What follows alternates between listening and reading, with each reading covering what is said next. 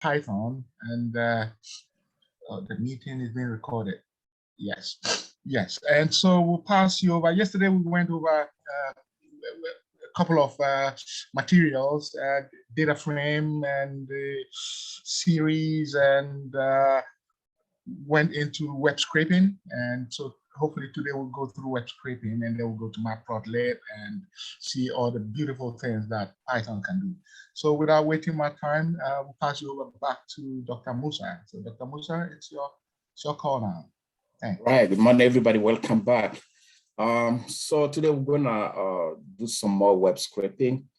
As I mentioned yesterday, we're gonna import the library always that will allow us to scrape the web.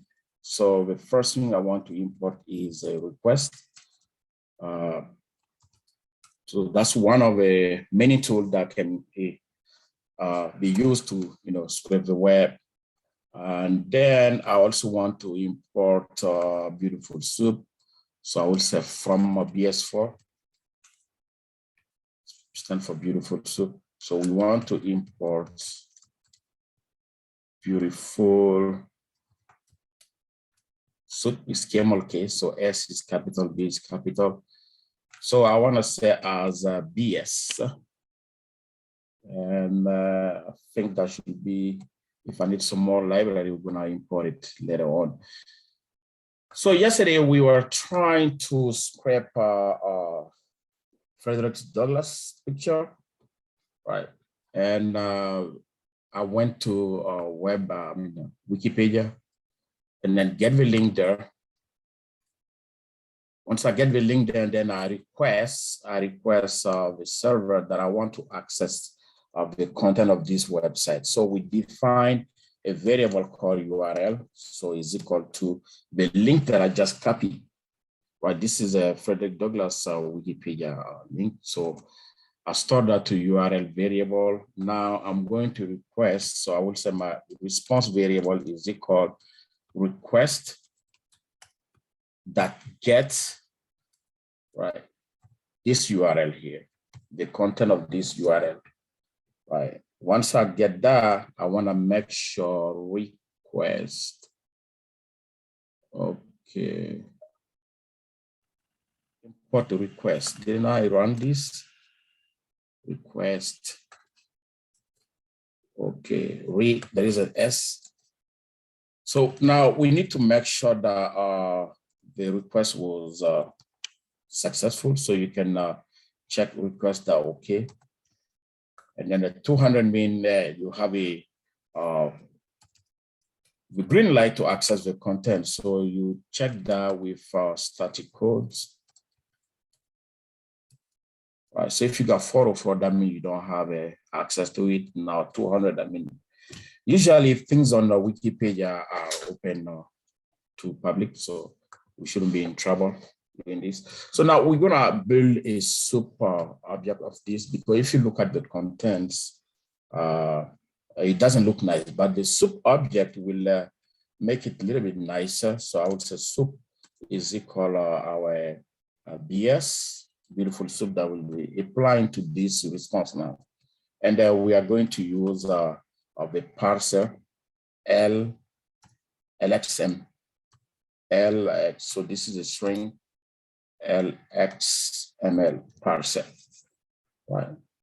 And then once you do that, then we can look at how it look like. Response.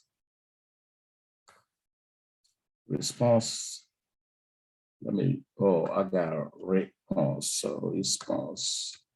Let me run it, and then the spelling must be the same. BS response, right? Actually, I want to get the text of it, so I will say that TX, and then now let me look at the content. It's an HTML document. Every HTML document starts with this Dakita HTML, right? So we can go back to the website to look at the location of the picture. for example, here, if I right click on it and then I can go to inspect, right? It will, let me minimize this. Right, so I can see that the image, when I hover here, this will select the image, right? One thing that I can do, I know for sure, is in the image tag. So I can then say, right, the soup object, I want to use the word of the method select. I will say soup that select, right, everything that is an image, right? So there should be more than one picture, right? If you look at the website here, even this is a picture, this thing here is a picture, this is a picture.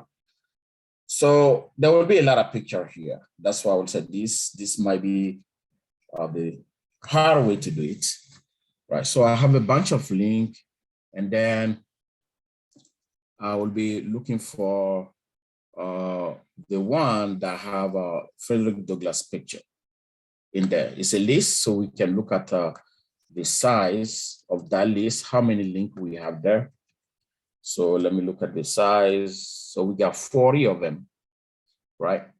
We got 40 links in there. So one of them will have a Douglass picture in there, right? So we need to find that out, right? So among all of those 40 links, we need to figure out which one of them will give us a Douglass picture. So for example, let me go to the first, that's my HTML, not here. I want to print this again.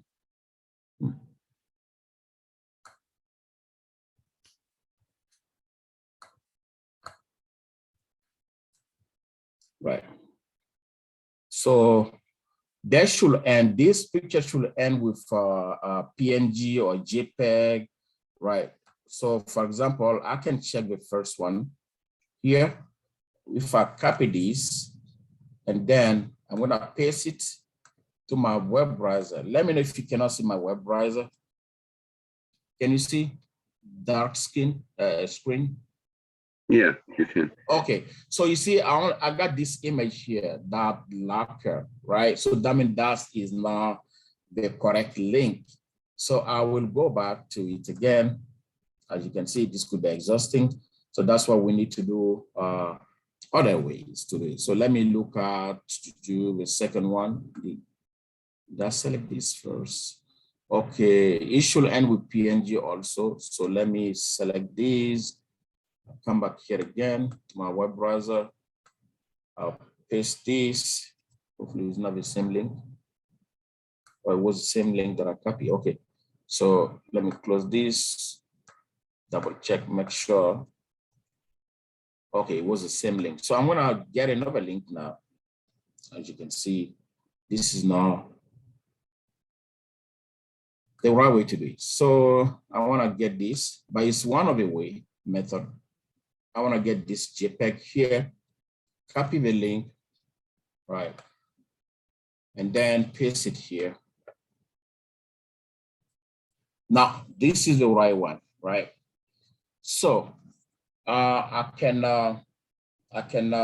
save this to my, let's say I'm doing a project, I need to do a presentation about Frederick Douglass, then I will need this to my local machine because the link might change. If the link change for a tiny bit, then you will not, the old link that you have will be broken, right?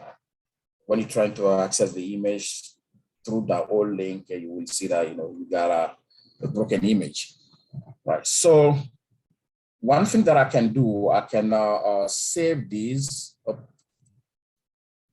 link right here. So I will say IMG image. Let me change this to a markdown cell. So the source SRC equal and in quotation, I'll paste this there. you gotta make sure your cell is a markdown cell, right? It's a markdown cell. You see, this is green. If you look at here, it's a markdown. And then if I run this, you see it show me a Douglas picture. And I can go back to file, I open file. I should see it. It's a PNG, right?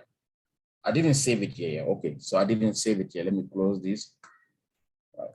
So this is one way to open it at my end, right? So now I will save this to my local machine. So that means I will do a request using that link, right? And then save that to my local machine, right? So I will say URL.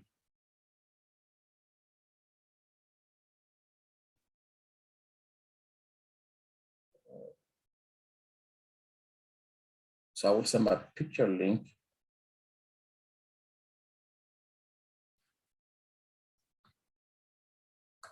My picture link.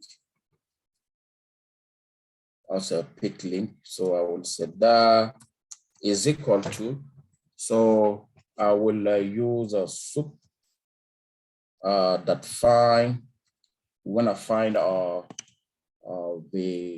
link that is there. So if I look at this web link, now this over here, I can also notice that the image is in the class called VCAR, right? Infobox class, the Infobox VCAR is in there, right? It's hidden there. So I can use that class. So I'm gonna select or find that class. Class is a keyword, so I will use underscore. Otherwise, I will have a error. So equal this, and then I will paste the class value there. So info box and then VCAR, right? And you can see that here, right here, right? Info box VCAR. So, and then I'll run this. So I'll call it my picture link, and then inside that link, so I will say my picture link. Hit tab complete. If I run it, you see it has also links inside. It has a lot of information, but you got links inside. So links start with A. Everywhere A stands for anchor. So you can grab that. So I will call link is equal. The link that I'm going to use is equal my picture link. I'm gonna grab some there, all the link that is in there, find all the A's, or find A there. Actually, I wanna find all of them. I got more than one, so find all. And then when I look at the link, it should be, let me look at the size first. How many links I have, I will use lin. So this is 16, it's easy to go through 16 than 40. So I got 16 links, and one of them is Frederick Douglass, right? So if I look at the link, because it's a list, I can grab them by index, right? That gave me this, right? This is the first link that we have. So now,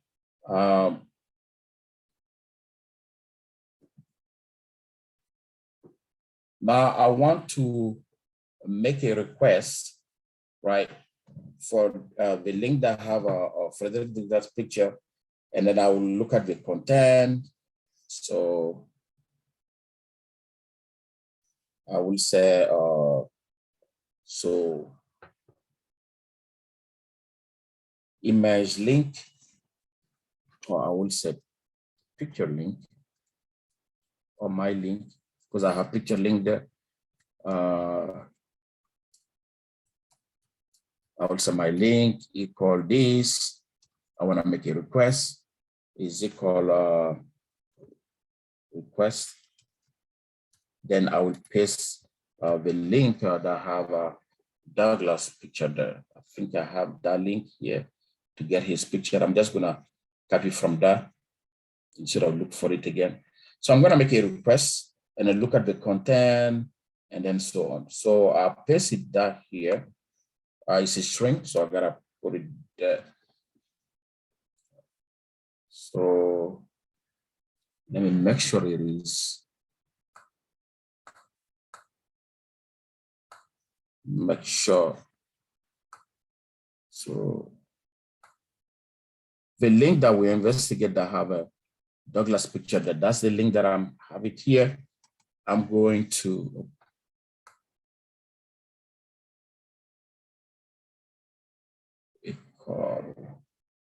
request. So we are going to get the HTML content of it. So that now we can look at my link, the content of that. It will be a binary. So that content, it has that. When I look at my link, that contains. So this is how the computer represents Douglas picture, right? This is how the computer is seeing it or storing it. So now, you remember, I want to save it. So I will just, I will open it, right? So I will say F equal open. So the name that I want to give it to, I will put it here. I will say Douglas. Pick, because I might have Douglas already.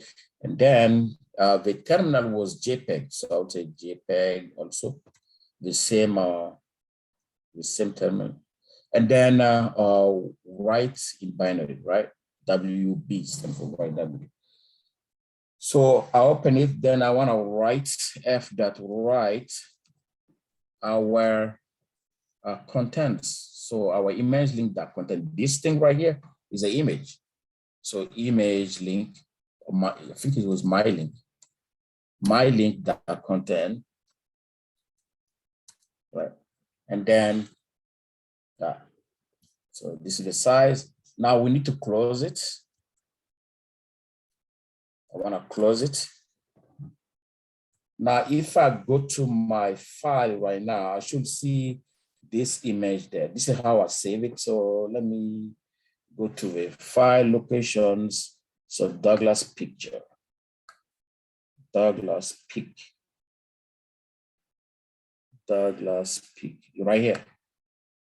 So I have it. So even if the link is gone, I have this at my local machine.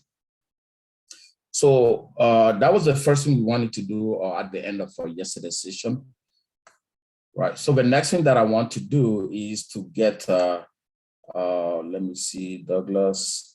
Yeah, I want to get all of these contents. I want to get all of these, right?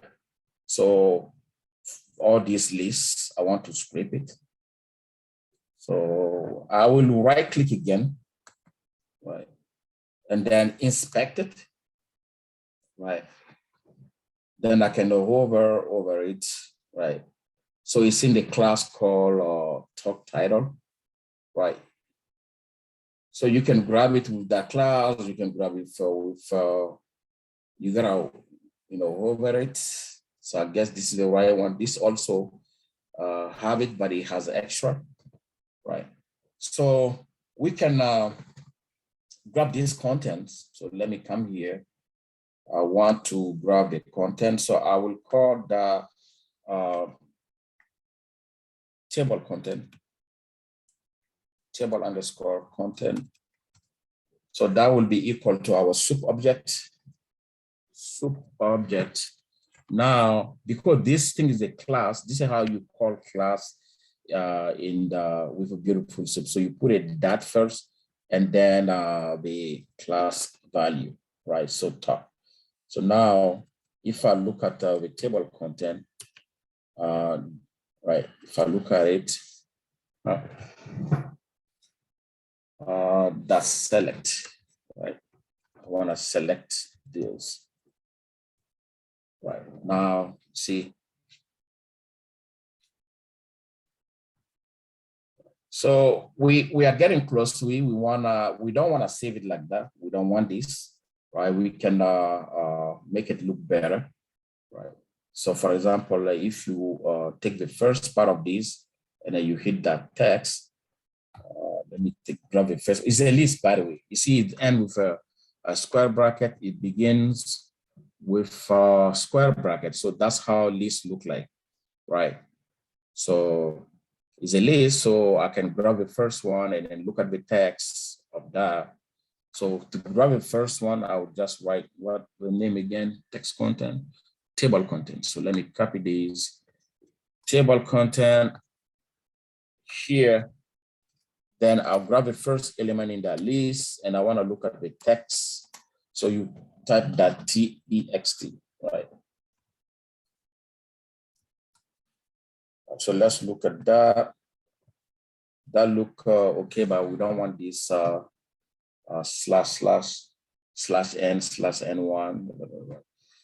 So we need to do some massage a little bit here. So what we need to do, we can split this because it's a list, but here everything is just like a one string, right? So what we can do, we can split this, we can split them, right? Let's split it. So we take the same table of content. We're gonna say that is this same table of content is equal, the new value is equal to itself. Now we can, there is no, if there is any empty space somewhere, we can strip that. We talk about strip method day one, so we can strip that, and then we need to split it. That split, right? So we want to split it on this end. So /n. We want to do that, and then that should do it. So let's run this, and then look at that strip, that split. Let me see what it's complaining about. You are probably letting me see. Oh, I see. Let me look at it here.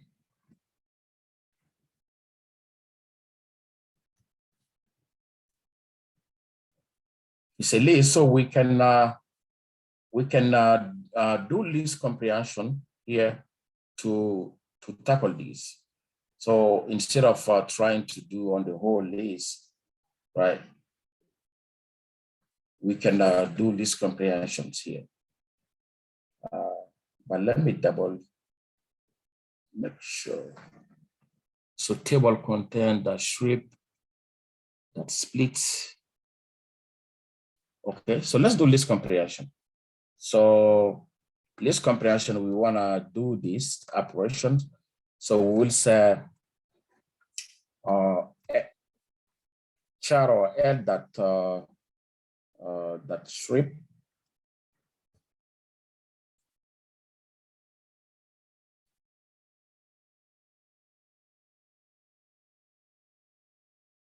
Let me look at that split only first. Maybe even if you don't have then we need to do this on the one item. So yeah, let's do this comprehension. So I will say here, add that split. Split. I want to split on the /n. That's the result that we want. So I will say for L in table content, table underscore content, right? So let's look at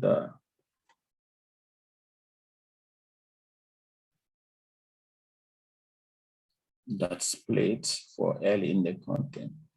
Let me look at my content.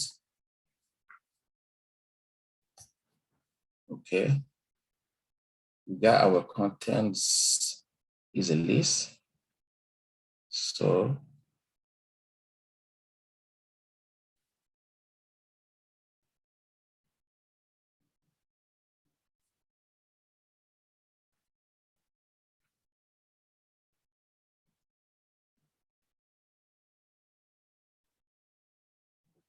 It's a list which should be a split. That should.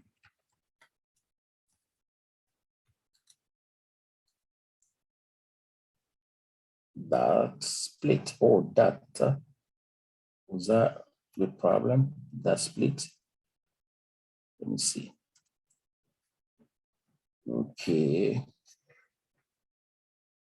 Table content.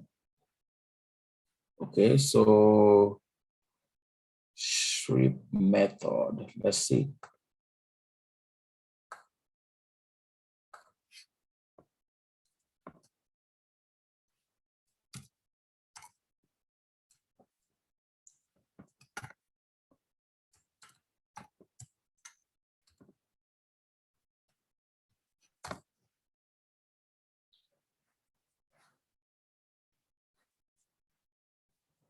So this is one way to debug yourself. I don't know why it's not the Shear method. We should be able to apply that, at least the split.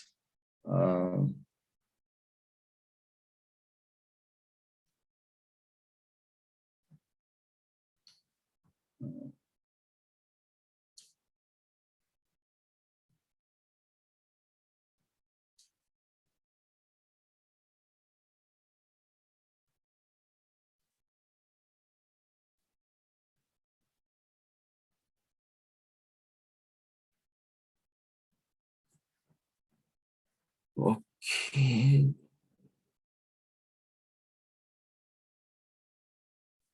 So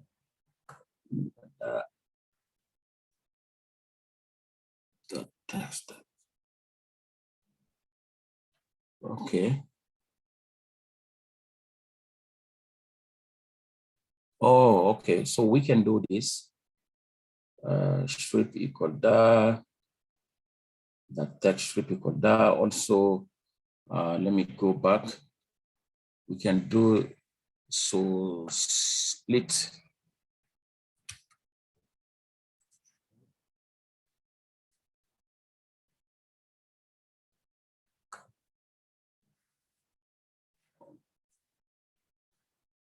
So I usually like Stack Overflow stuff. Let me see. The strip. Oh.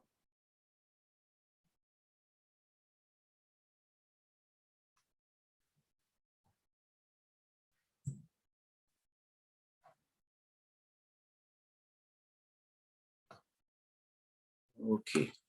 So let me come back here.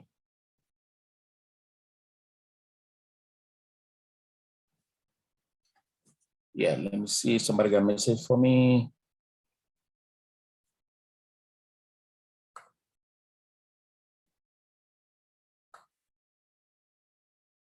The JPEG, okay. Okay, so let me see. Okay, our text. Okay, let me look at the first one first. That is a string. So let me grab that first one and then strip that out. I should be able to that split. It's a string. This is a string. And why I cannot split it on the /n. Right. Non-type is not going to be. It's a string. This. Okay, so let me see.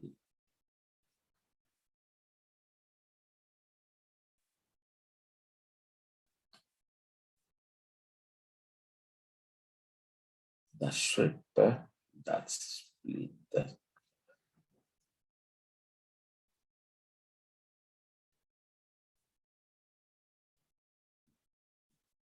So anybody check the documentation for that beautiful soup split documentation? We have a soup. Let me look at this type. Contents type.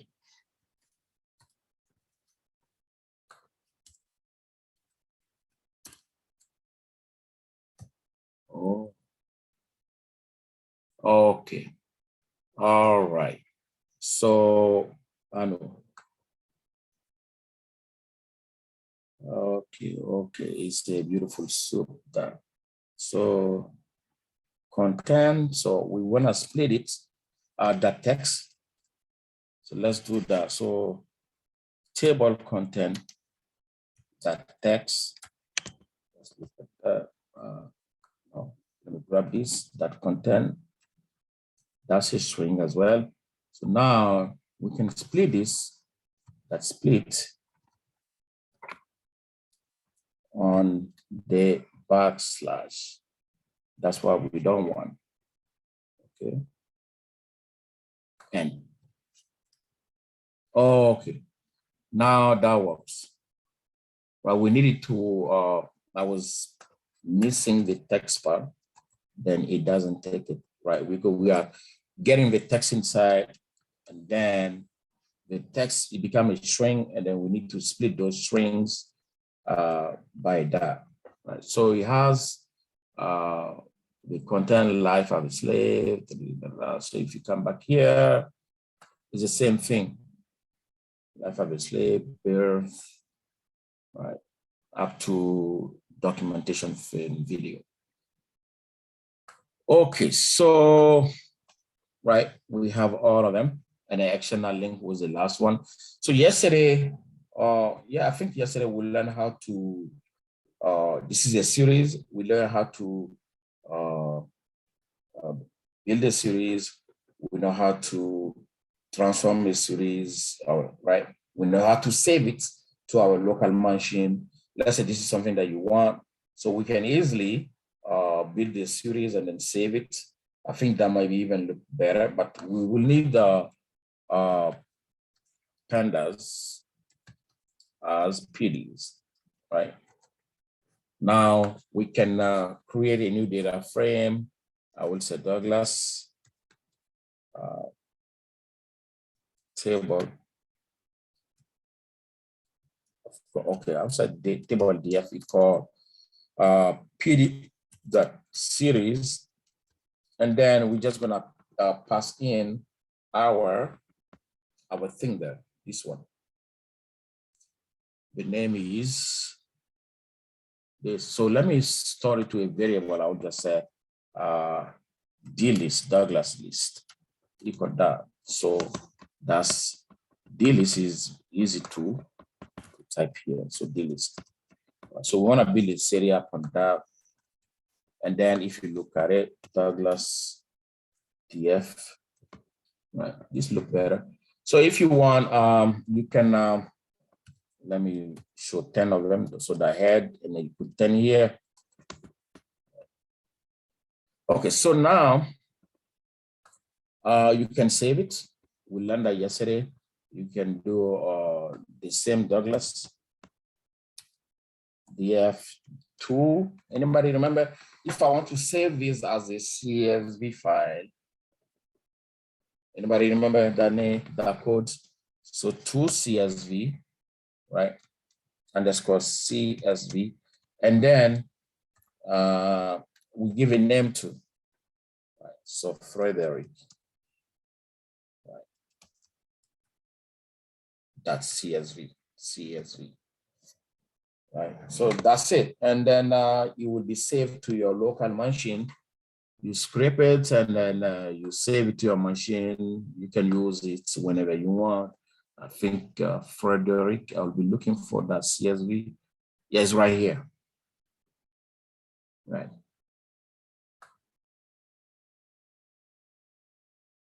Oh, thank you, William.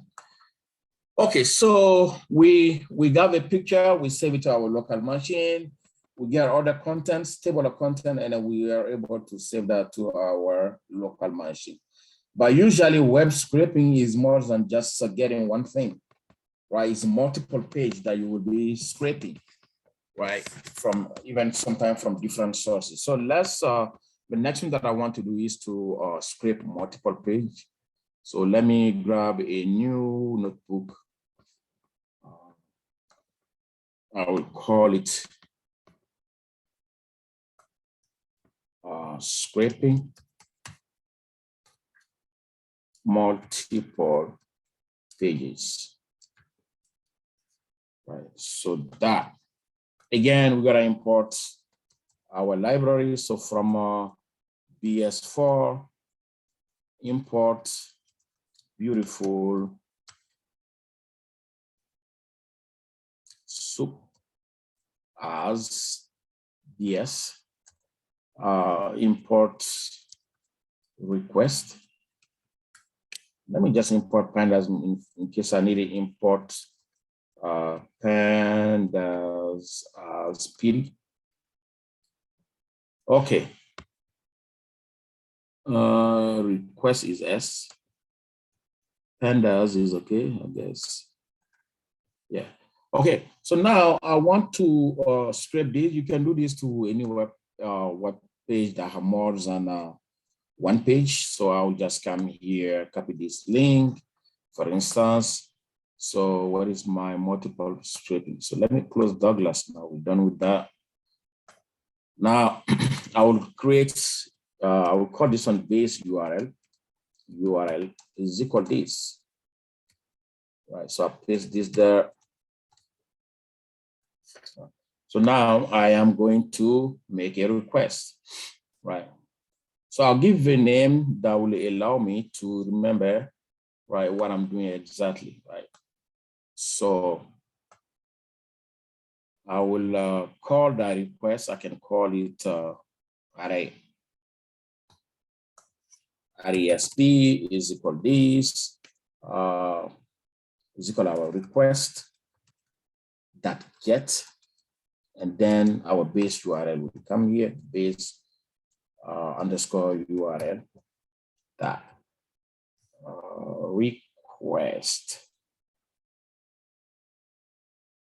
request. Right. Now let's look at the static code. That's static code 200. So we're good to go. Right. So now, because it's Obama web link, I can call it Obama HTML, right? So is equal to, I'm getting the HTML document. So is a content, so our RSP.content. So if I look at it from a dot, is an HTML document, right? You can see it here. Okay, so now this page has, this web page has a lot of pages, so we need to get them one by one. Okay, so let's build a beautiful soup of it. So I will say Obama soup underscore soup. I'm just building a soup object, so I would say BS. That's our beautiful soup. So I will fit in here Obama HTML. So I'm going to sparse the HTML using the parser called LXML, right? So that would make it a little bit better, readable than this, the one that we have on top. So if you look at it again, Obama soup, that look better. Let me think, to me, it look better than the other one, right? So we still got more work to do. Now we need, our goal is to get every pages that is in this thing and then get it, right? So I will go to the page, right? Right here. I'm not sure if you can see, this is the introduction. So if I go down below the content section, right? Every paragraph start with main article. See, it's a main article. If I go down here, right, main article, right? If I go down here, every page start like that, main article, you see, main article. So what I'm going to do, I am going to inspect that the class that contains the main article. So it's a class, it's in the div role equal note, right? So that's what I'm going to grab. Everybody, can you see the inspection here? Right, so that's what I'm going to do, right? I'm going to grab that. I'm going to grab that because that will give me all the page content that thing, right? So once I get that, then I will have access to all the pages, right? So let me go back to my how do you call it? My Jupyter notebook, right? So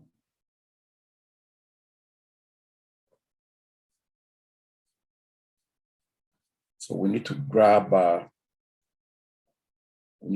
that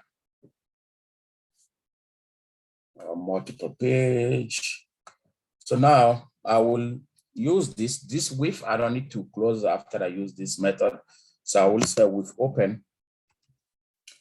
So I want to give a name to the HTML that I'm creating. So here I'm just creating the HTML at my local machine first. So so I will call it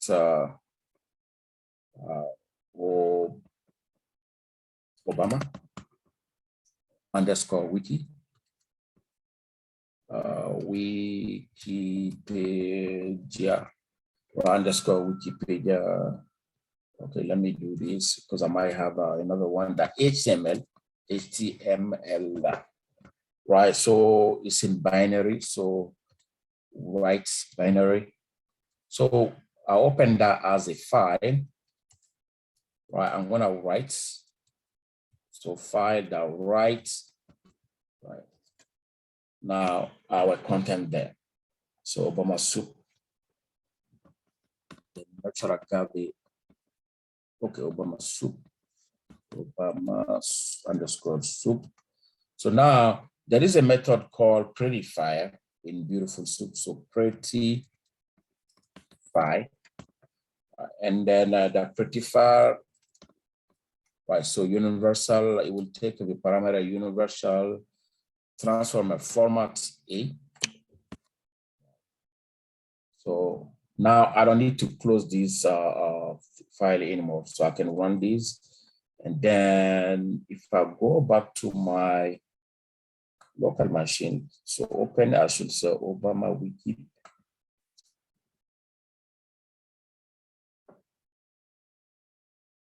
Before, did I skip it?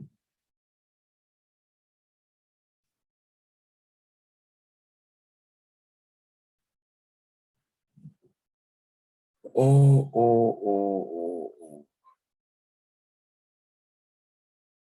I don't see Obama. Am I going too fast? Let me make sure.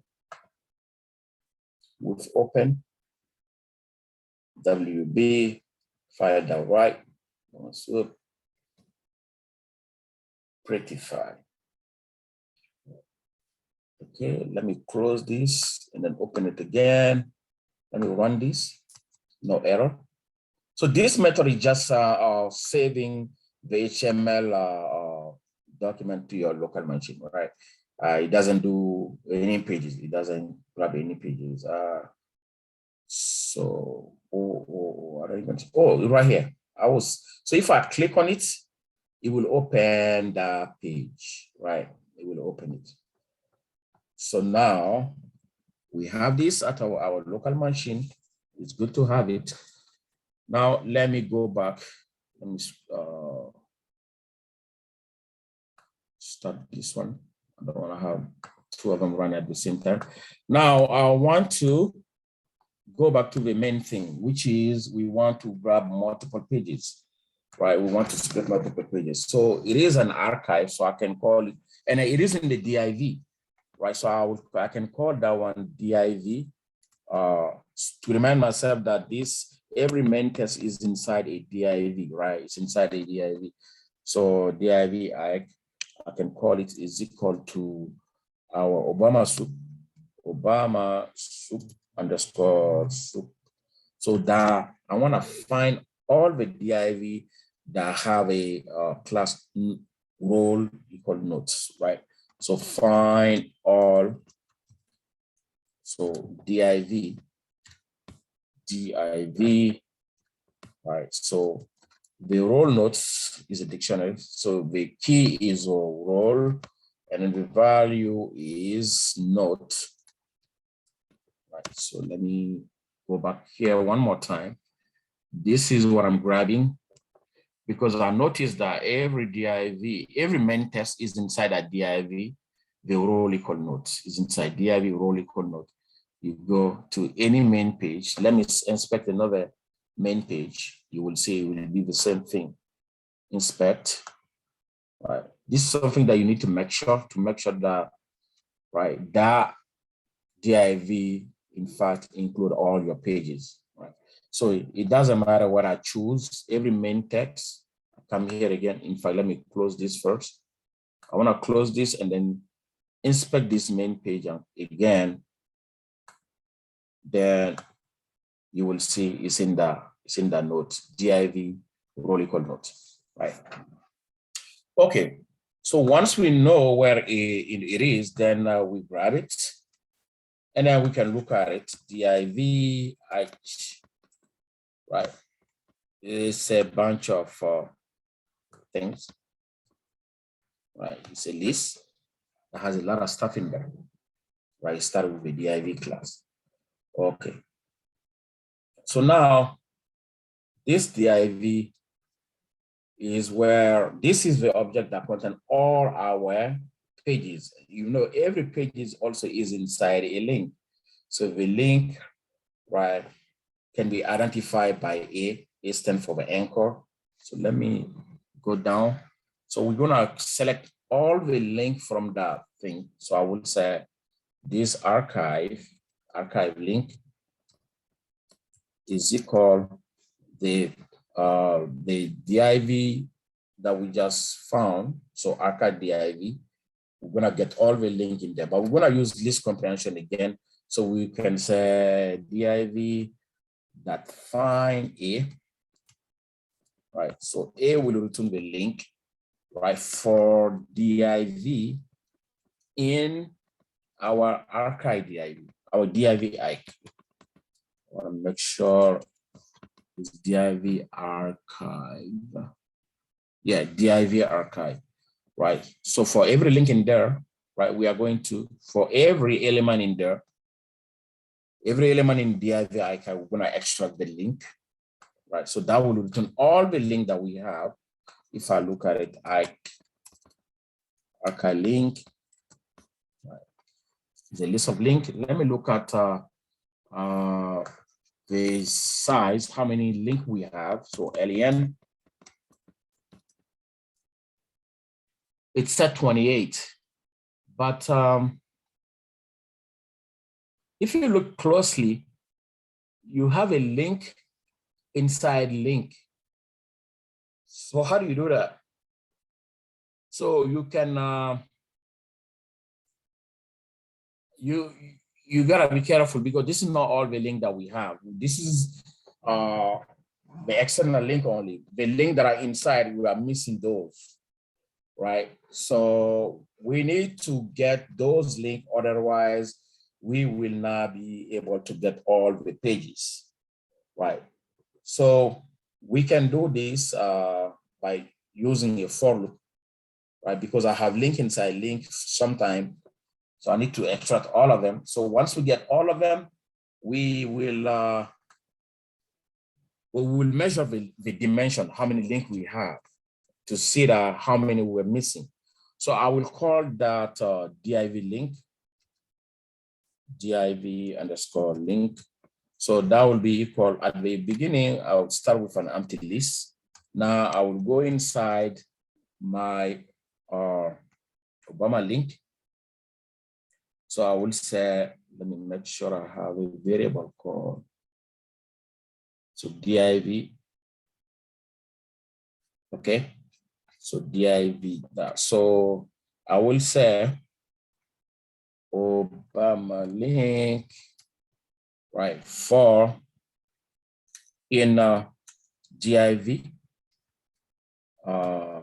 archive. This div archive has a bunch of links. So we're gonna say anchor. This anchor source for A is equal Obama link that find all. We're gonna find all the link, find all A, mean find all the link that is in there, find all A.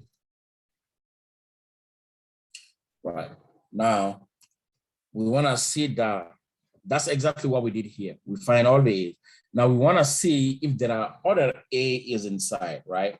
So we wanna say for A in the anchor, right? This anchor represents our element here. We got 28 of them, right? Some of them contain A. So if there is an A in there, then we want to append that to our div link. So div underscore link that append. So we're going to add them there one by one. We're going to append A there, right? So we first went to our archive, we get every element, right?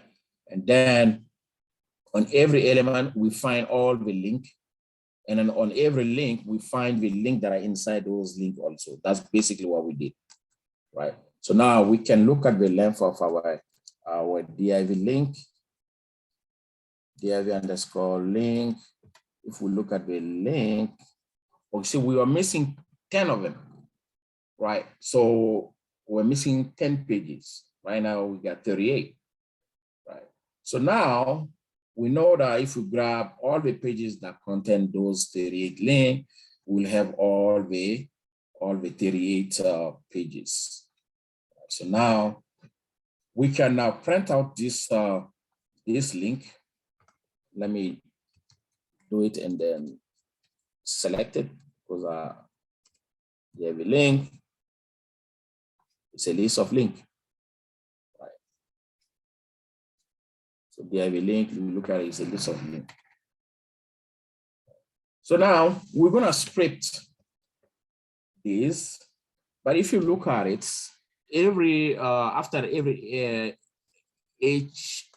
href, right, this is what we have as a link. So it's not exactly the link, but is a like of a relative link. Right, so wikipedia.com/this/direct, right? So this is not complete. If you're trying to get this, let me get this. If I paste it to my browser, I don't get. You see, it's not a full link, right? So we gotta add our base URL to it. Right, so let me go back to our Jupyter notebook. We need to add the base URL. Remember our base URL is right here. So we add this to it, then it will be a complete link. Then when we paste it to the browser, we will be able to see the content. Right now, there are just relative URL, right? So we can do that. So we can call this one a relative link, right? So relative link, let me call it relative link. Oh, I call it D, okay. So let me define relative link is equal this. We're gonna get our href because every link, there is an href first before you go to the link. Let me go back, you see. So once you grab the href, then you get all the links, right? All the links start with this, href equal that. So I want to grab those, so L dot get So I want to get to the href, right? For L in our div link, for L in the IV link, right? And then I want to look at that. Right. So relative underscore link. Right. So that's what I was saying. These are not complete link. You copy any one of them, you paste in the web browser, you do not get no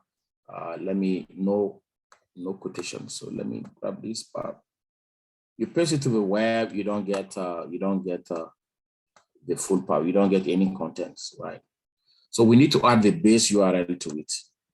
Right. So relative link. So now we're gonna define our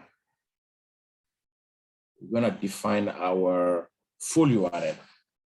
Full URL will be adding base URL to this link. Right. So let's do that. So because there are many of them, we can do a for loop, right? Or we can use list comprehension here, right? So because we are joining two URL, we need to import. So let me import this from URL lib. URL lib. I want to that first. First, I want to import URL join. I will be using this to join the base URL to this link, right? So I want to import URL join. So I will say full URL, full underscore URL is equal to our this URL join. So I will be joining our base URL. So base URL first, and then together with our URL. So where does that URL come from?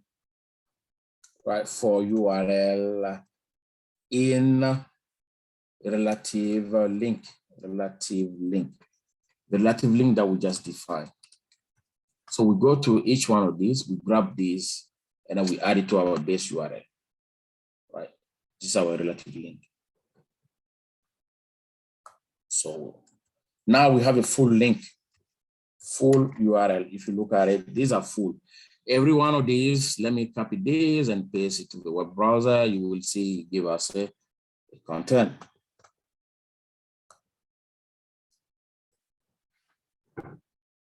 Right, so you give us the full content. Okay, so we got the full URL now. Now the next thing is to get the pages. Right, we need to get the pages. There are 38 of them.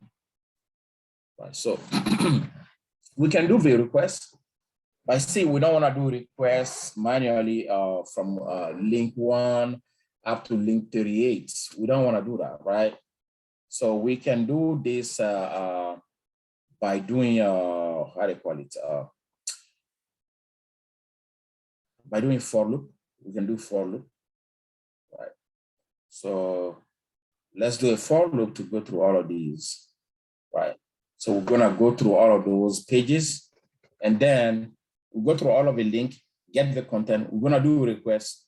Once we get the request, we will get the contents, the HTML content, build beautiful soup out of it to make it readable, and then inside every pages that are paragraph, right? So we can grab paragraph, and then inside paragraph we have text, right? And then we join all the text together. So we go from link to page to text. We are interested on the pages and text.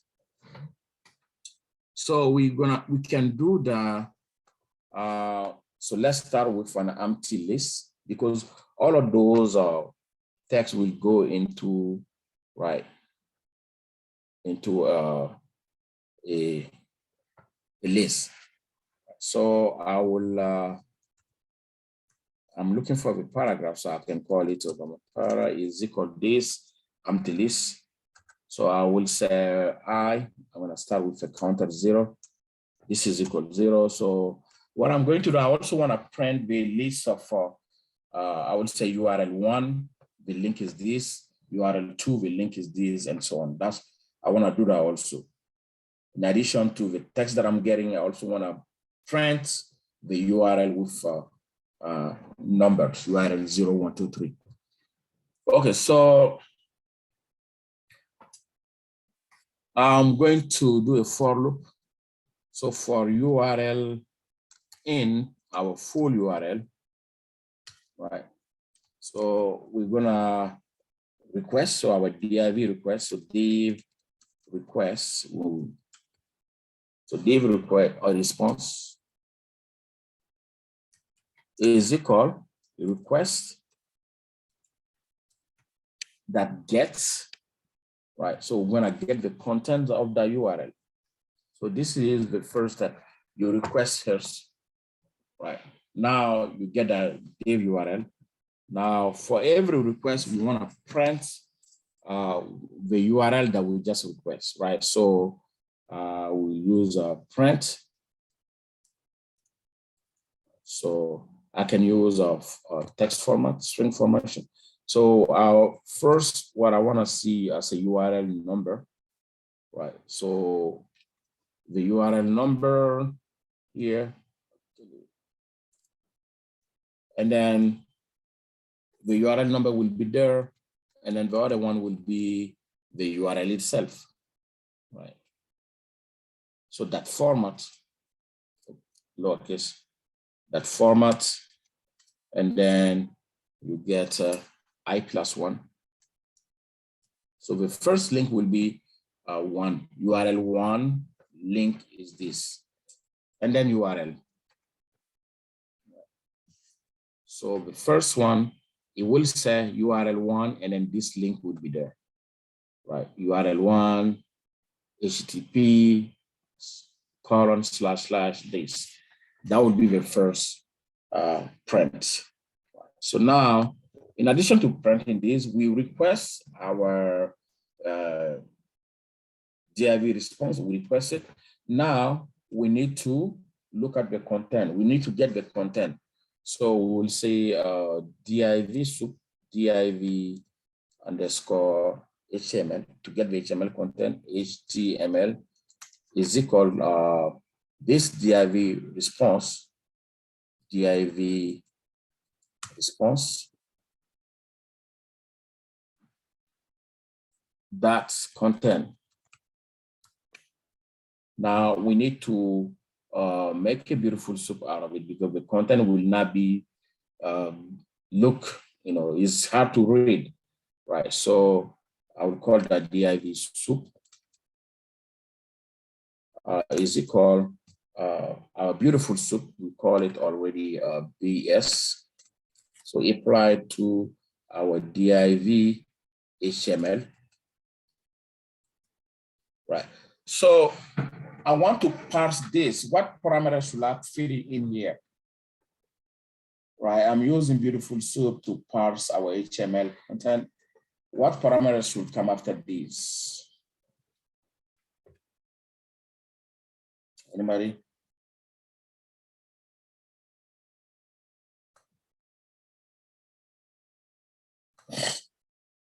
So I need to parse this HTML. So what parse method have we been using? Which library? In quotation, LXML, right? This is a parser that we'll be using. So now we got it. If you look at it at this point, you can read it, but it still got a lot of stuff in there. Right now, in every page, we have paragraph.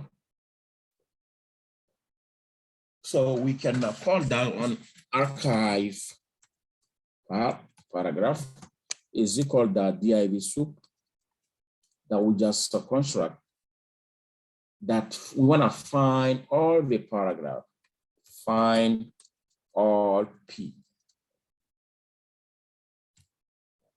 right? We find all the P. Now, from that, we want to grab the text. We want to extract the text from those paragraphs. right? So we can call that architects, right? So is equal to, I can use list comprehension because there is a lot of them. So p.txt, right, for p in where? Those paragraphs will be coming from what objects?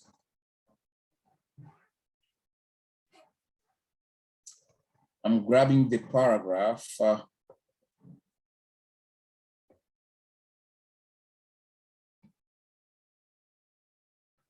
I'm getting the content of every paragraph, but those paragraphs will be coming from where? They will be coming from, the paragraph will be coming from our archive paragraph, right? Or achievement paragraph. Right. Now we have that. Now, our empty list now, we're gonna, append all of those text in there. So Obama,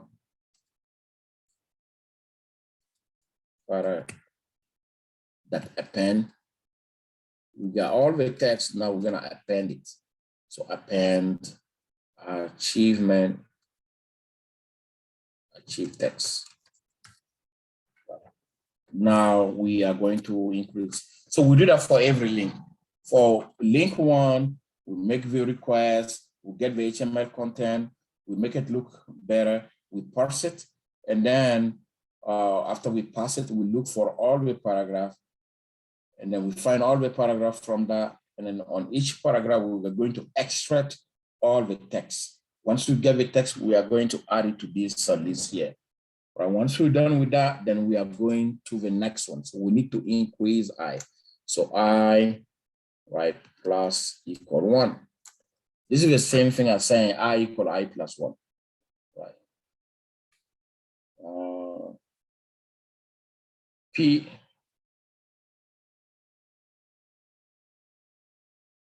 that said, oh, I forgot the P here. For P in, right, for P in that.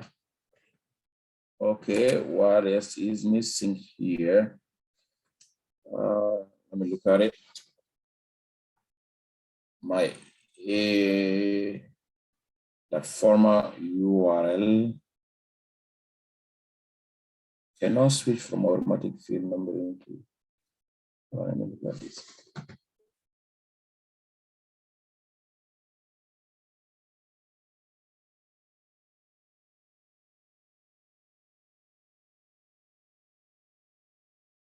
Format.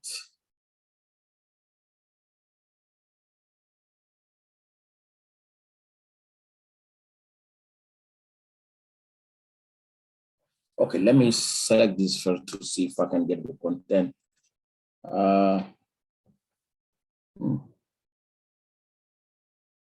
HTML.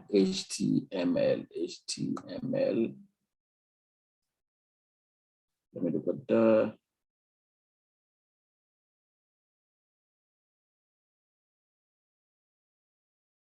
Okay, so I didn't print the thing yet.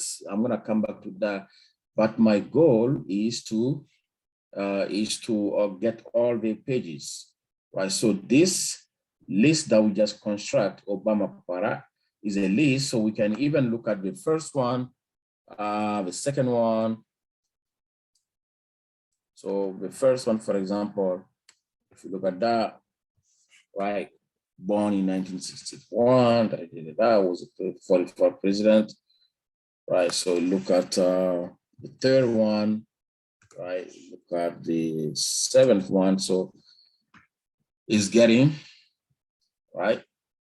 It's getting bigger and bigger, more text in there, right? So now we have 38 of them. We need to join all of them now, right? So we say all Obama, right, paragraph, we'll say, right, we are joining them by this anti-space.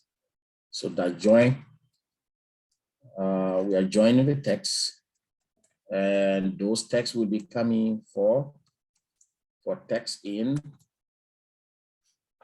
So text should be coming from where? Those texts should be coming from what objects?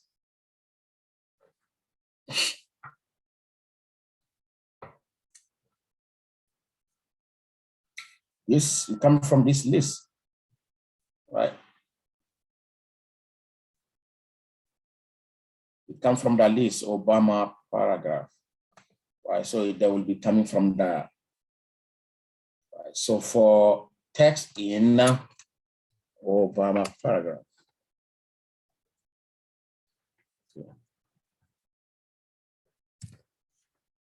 So we are joining all the texts together. Now, if I look at all Obama paragraph, if I look at that, say here's thing.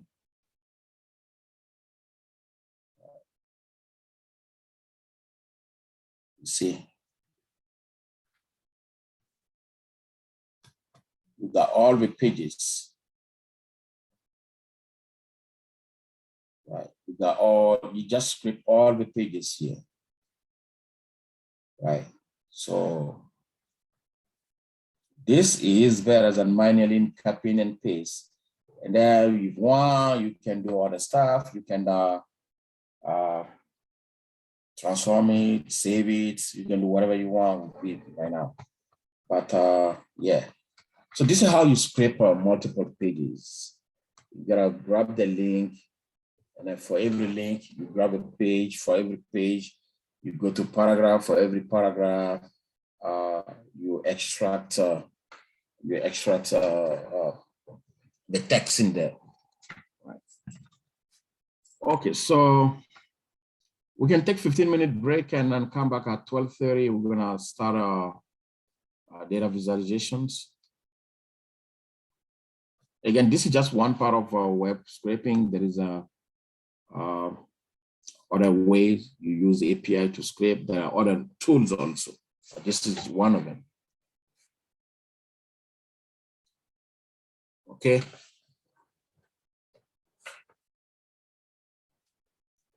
Okay, Williams, can we do that?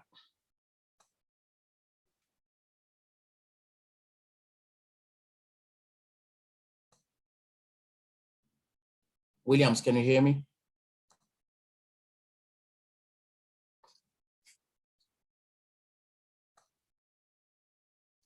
Am I muted? Okay. Williams, can you hear me? Johns? Yeah, I'm here. Musa, what was the question? Yeah, so we can take a 15-minute break. Yes, do. Yeah. Do so. Mm-hmm. So we come back at 12:30. Yeah. All right.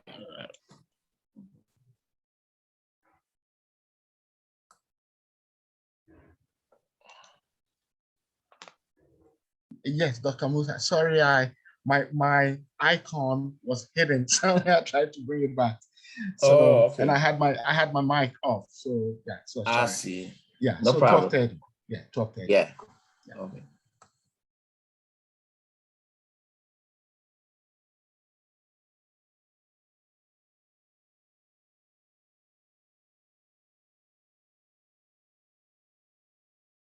Tell who's in and who's not in, but I think whenever you're ready, we can take up.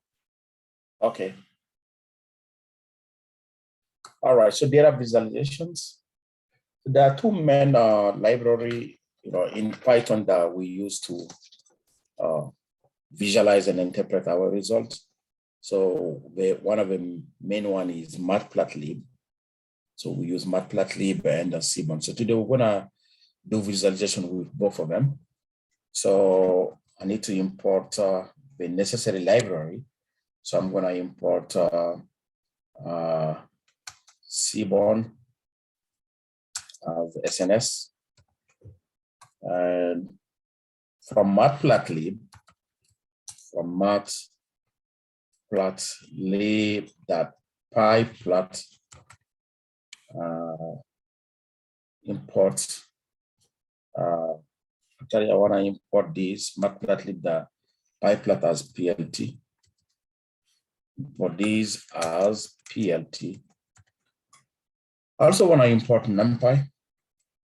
Just in case, import NumPy as NP. Right. So we got those library ready. So here I am going to, because I'm using Jupyter Notebook, I just want to make sure my plot will just be printed. Matplotlib, especially if you're using another compiler that is not Jupyter Notebook, you need this matplotlib inline. Otherwise, your plot will not show. Run the matplotlib, right? Inline, not that line, inline. Matplotlib inline, okay. Now I'm going to define our variables. Let's say X, Y, Z. I want to plot them against each other. So I will say X. I'll just use NumPy to create a variable X. So NumPy the range, right? So I'm gonna, get number from let's say from 0 to 100, right? So that's my X variable.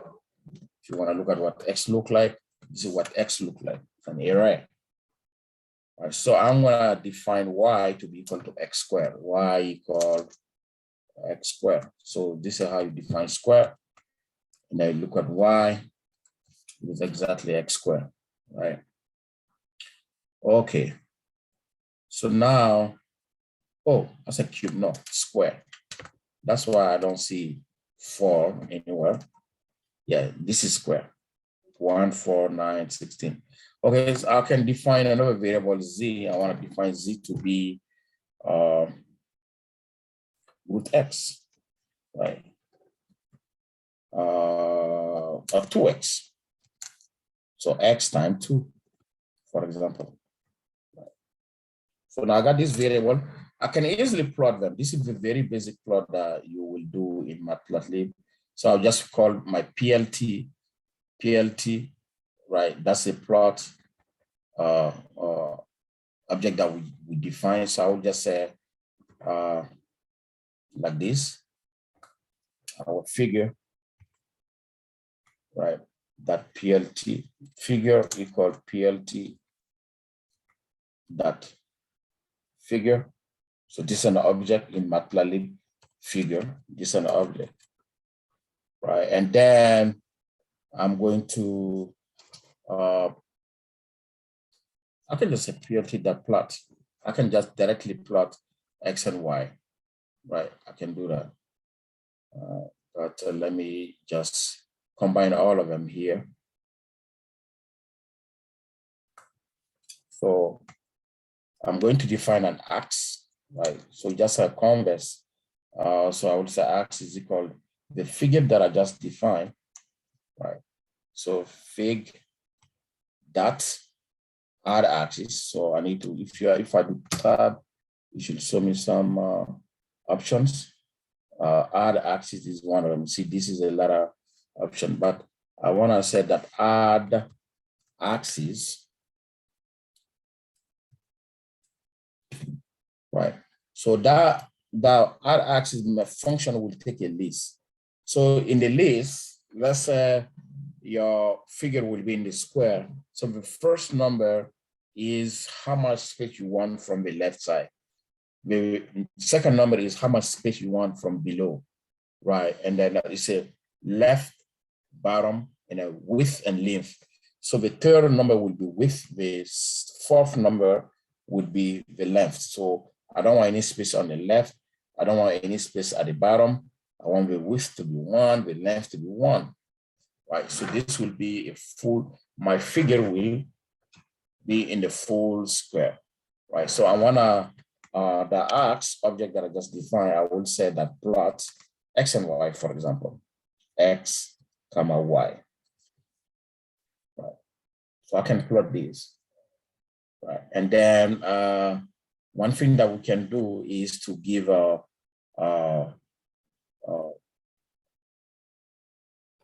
like a title, and then label. So you can use the same object, ax object that we just defined. You will use the ax dot set label.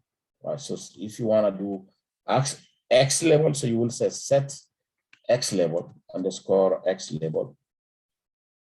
And then you give a name that you want. So here it is x. If you want to do y, ax dot set underscore label. And then you want that to be y. If you want title, ax dot set title, that set underscore title. And then you give a title here. First plot. And that's it. You will see those things here. Right. Very basic plot. So, any question? So once we get that, sometimes we want to have a plot inside a plot, right? So to have a plot inside a plot, you need to work with the space that you have on the left, the space you have at the bottom. You need to work on that. For example, let me use our same ax. So I will use the same PLT. So fig equal our PLT, the figure. So I will define two axes, two conveys. So x1 is equal here. So I will say fig that add axis. I'm going to add axis. So fig that add underscore axis. So you take a list. So I want this one to be the big one. So 0, 0, 1, 0 space to the left, 0 space at the bottom. Length is 1, width is 1. So that's a big one. Now the x2, I want that to be smaller. So it will be fig that add underscore axis. And you take a list. Now I will specify some distance. Let's say I want 20% of the space on the left, right? And then 50% at the bottom. And then I want the length to be 0.2. 0.2, I forgot the point. And the width to be 0.2 as well, right? So 0.2. I can do 0.2, 0.3. Now, if you run this, you will see a small rectangle inside another rectangle, right? Let me change this to 3, for example.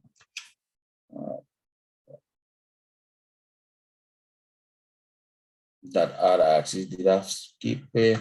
Yeah, this is dot. This is a decimal.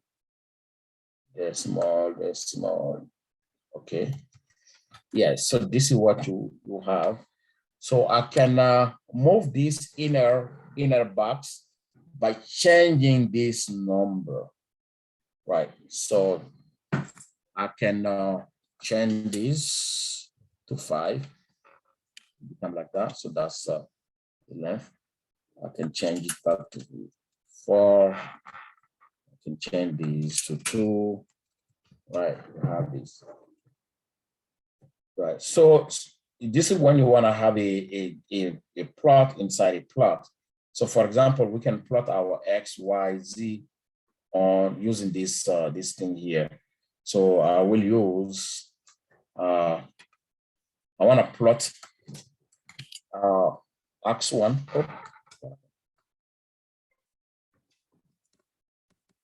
Okay. All right, so I want to do X1 dot plot, right? X1 dot plot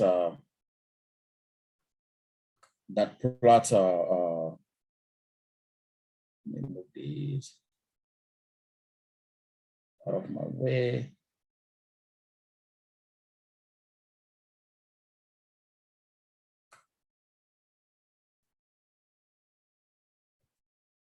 One second.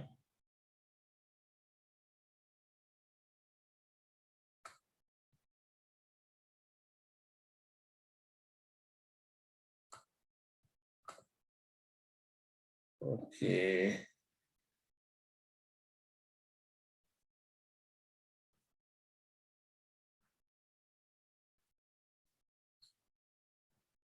So X1 that plot, right? So like we did it here, if you look at it.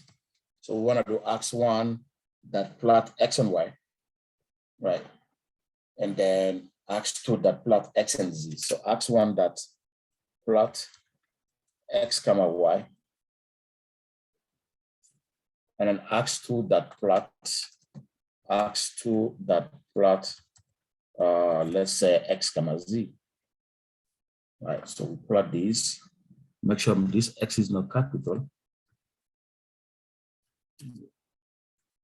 Okay. Right, so now you have the two plots, but they have the same color, right? If you want to change the color, let's say, for example, you want this to be red, then you can do this. Right.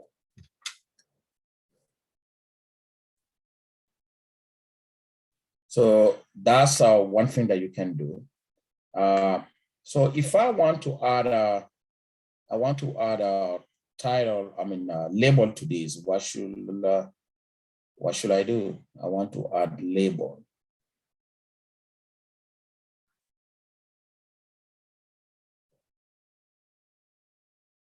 I want to add label to this thing. So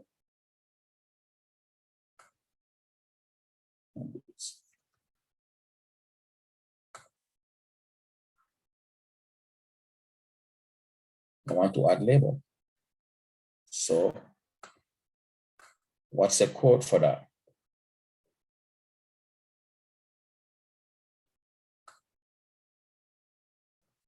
I want to say the label, for example, for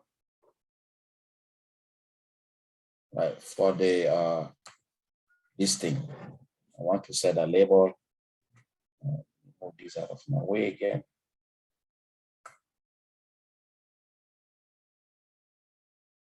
Give me this. So like the first one, I want you to look at the first. How did we add the label to the first plot? Let's say I want to add label to the big one.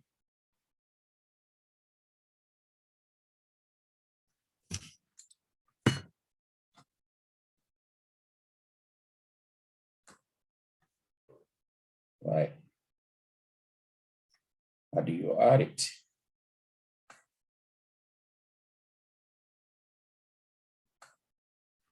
If you want to add label, you use a PLT X dot X label, at the set X label, at the set Y label. That's how you will add a label to it, right? So for each axis, okay, somebody got a message. Let me look at that.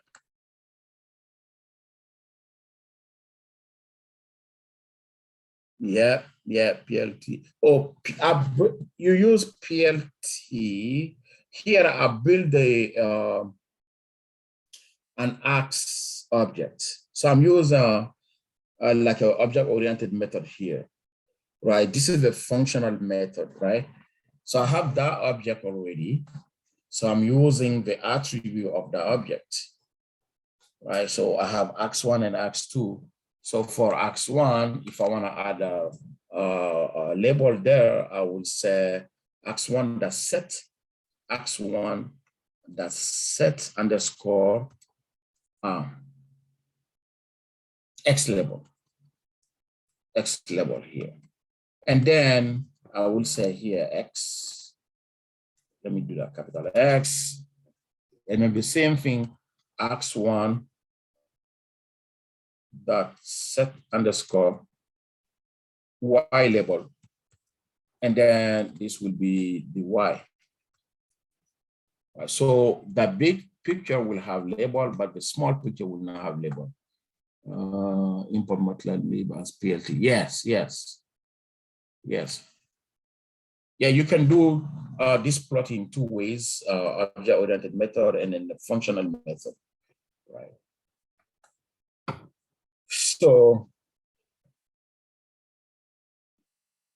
So like the one that he's saying, you could have just said PLT that plot X comma Y, and then you will use PLT that X level, PLT the Y level to do that. Right, this is a functional method, but I'm not graphing this with the PLT. I'm graphing this with this object, right? X1 and X2. So let me copy these and then paste it here, and then change. I will change 1 to 2, and then Y to Z. So that's how you will add it. So 1 become 2, and everybody will have their own label. Right, that's how you do it. Okay. So now we can have a figure side by side. Instead of having one inside the other one, we can have figure side by side, right? So to do that, we need to define the number of rows of picture we want and the number of columns we want, right? So we need to do that first. So we use our PLT thing again. So I would say fig, comma, axis. So we're gonna have axis. So we said that is equal to PLT the subplot, because we want to have one figure next to another one. So we got two subfigure, right? So PLT the subfigure, a subplot. PLT the subplot. Right, so now we want to specify the number of rows. If you only want one row, 2 columns, then you will say n row, not n row. So number of rows equal 1, n columns, so number of columns equal 2. We want one graph next to the other one, right? So we didn't plot anything. If you run this, you just get these two empty boxes next to each other. Now we need to, let's say we want to plot X and Y on one of them, and then X and Z on the other one, right? So this axis, it has 2 parts. This is 1, this is 2. First one, second one. So you can plot X and Y on the first one. You see, it's a list, right? This is a list of array. So you can graph the first object of this list, plot X and Y on that. So you can say axis 0. So 0 means the first part, right? That plot. So you want to plot X and Y there, X comma Y, and then we can set the color to let's choose blue. Color equal blue, and then we can also change the line width, right? So line width the LW line width. So I can choose that to be 3. Line style, that's LS, equal how you want it. So its value is a string, so I want it to be, let's say, Dutch. So that's the first graph. The second one, I will take axis at index 1, which is the second object. There I will plot X and Z, so X comma Z, right? In fact, let me play with this only. I will do here Y versus X. All right, so let me do that. And then I will play with color. So I will say color equal red. Color equal red. And then line width equal same line width. So LW equal 3. Line style, LS. LS equal just 1 dot. Right. Full line. So if I plot this, I got too many stuff, colon and semicolon. Okay, what is missing here? W. Line width has no object. W. Oh, line width. Okay. So we need to, it just give you this. So if you want to see, you got to type here FIG. Then we'll see the picture, right? So X as a function of Y as a function of X, we get that. Right. So if you want to have more than one,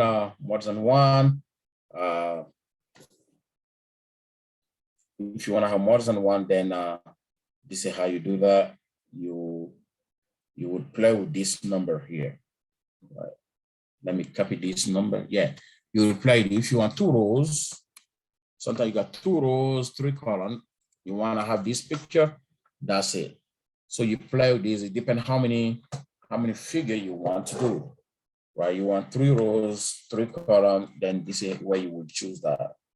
Right? So maybe you want one type of a figure here, another type here. Right? Depending on what you want to do. Any question? Okay, so let's continue.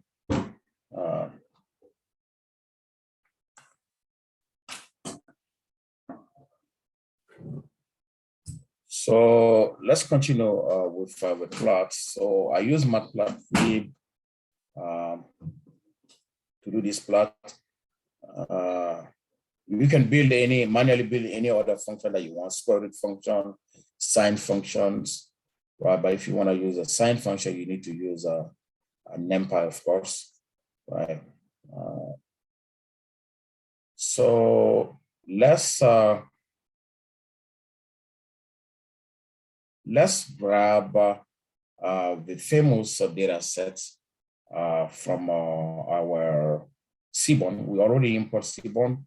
So Seaborn has a lot of built-in data, right? So you can check that later on. Seaborn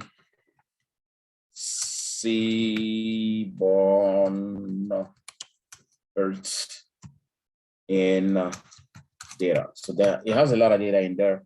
Let me see if I can get another one. Look at this. Seaborn.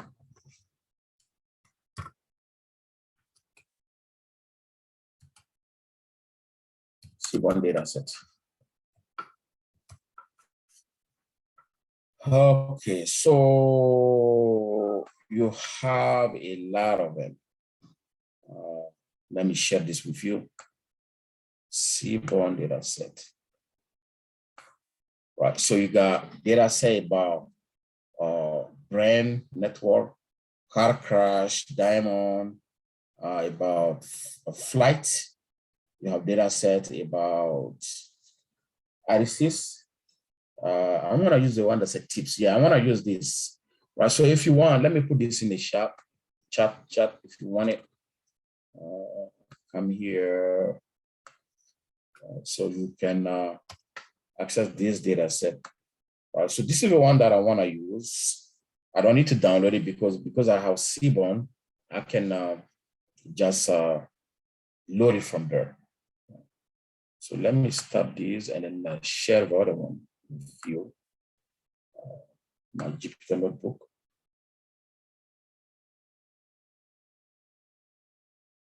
And this one. Right. So Seaborn has a lot of built-in data. So I will just call one of them and then play with that. So the one that is called tips.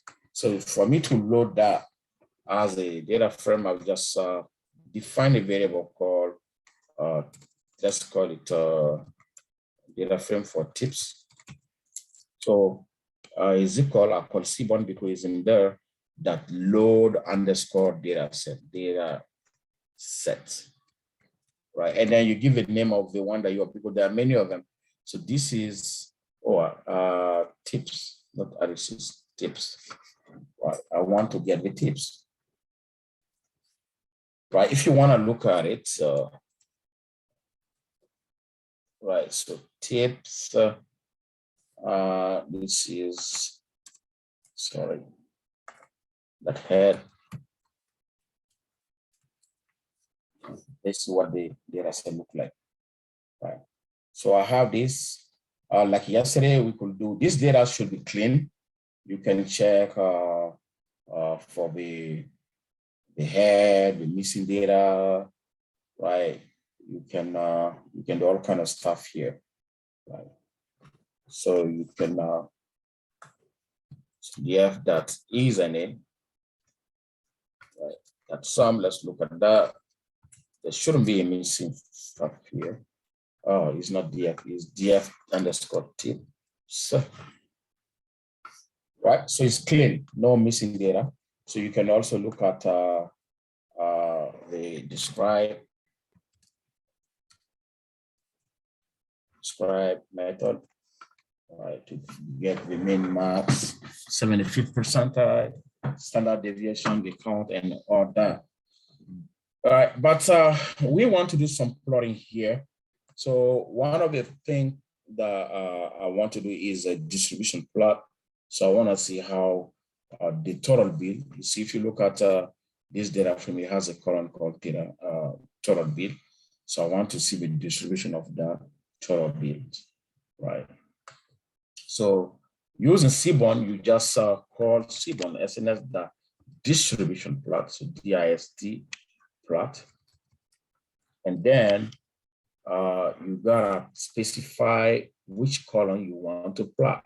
So mine is DF tips.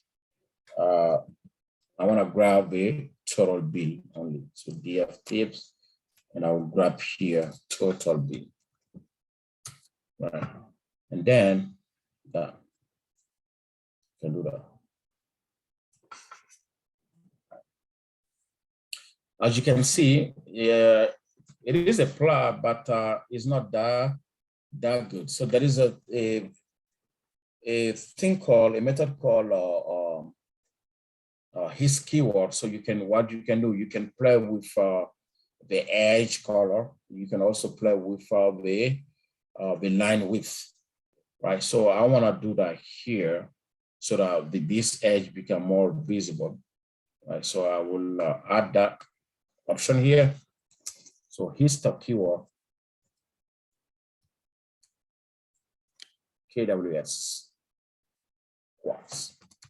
So I will set that equal to this dictionary. So now the edge color, add color, right? I want that to be black.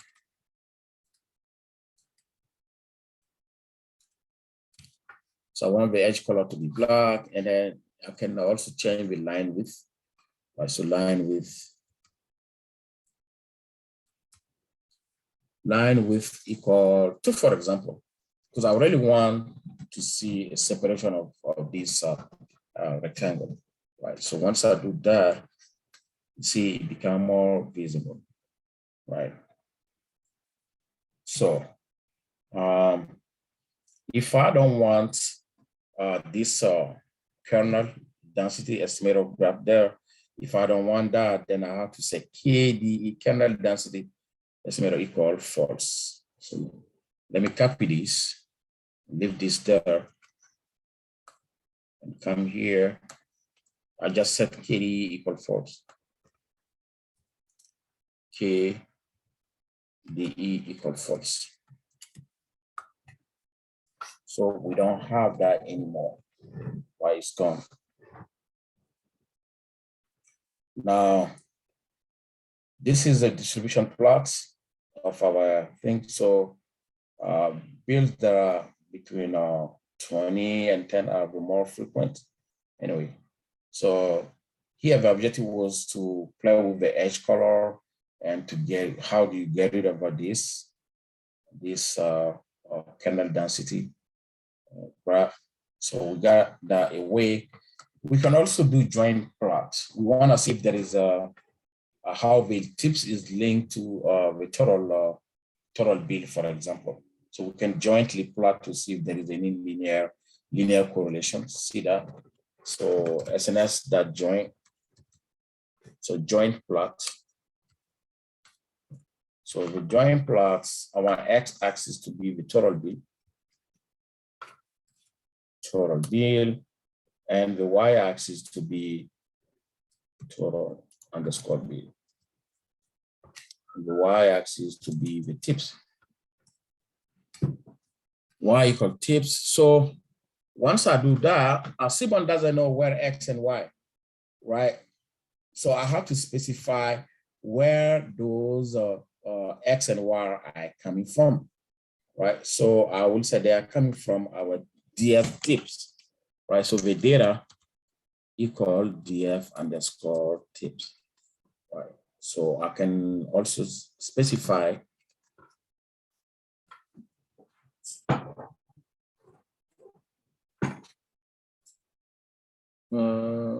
what's going on? Y value tips for parameter.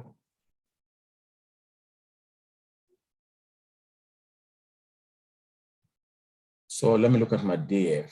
Oh, no S. No S on the tips. So just tip. So that. All right. So there seems to be a relationship between the total bill and the tips.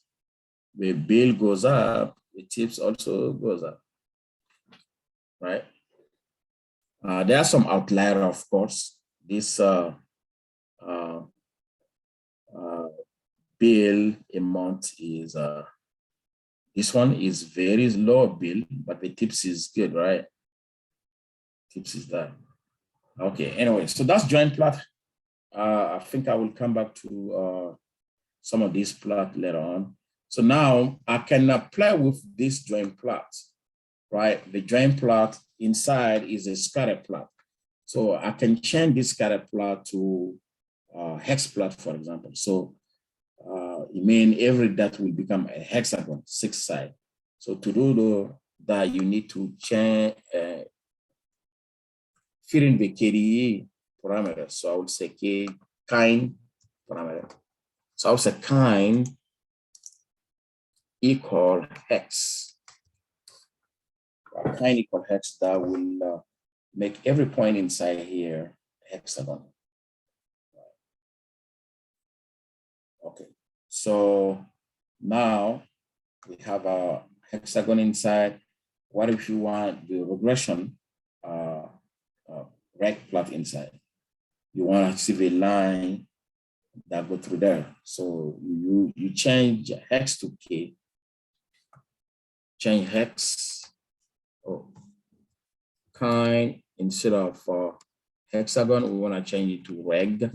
So this will show you that. All right.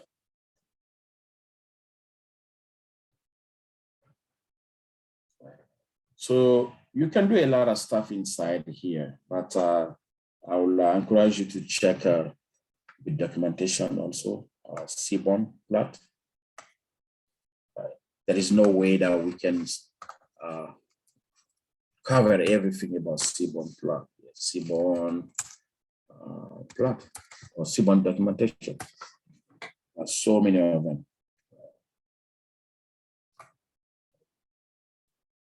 So many type of plot.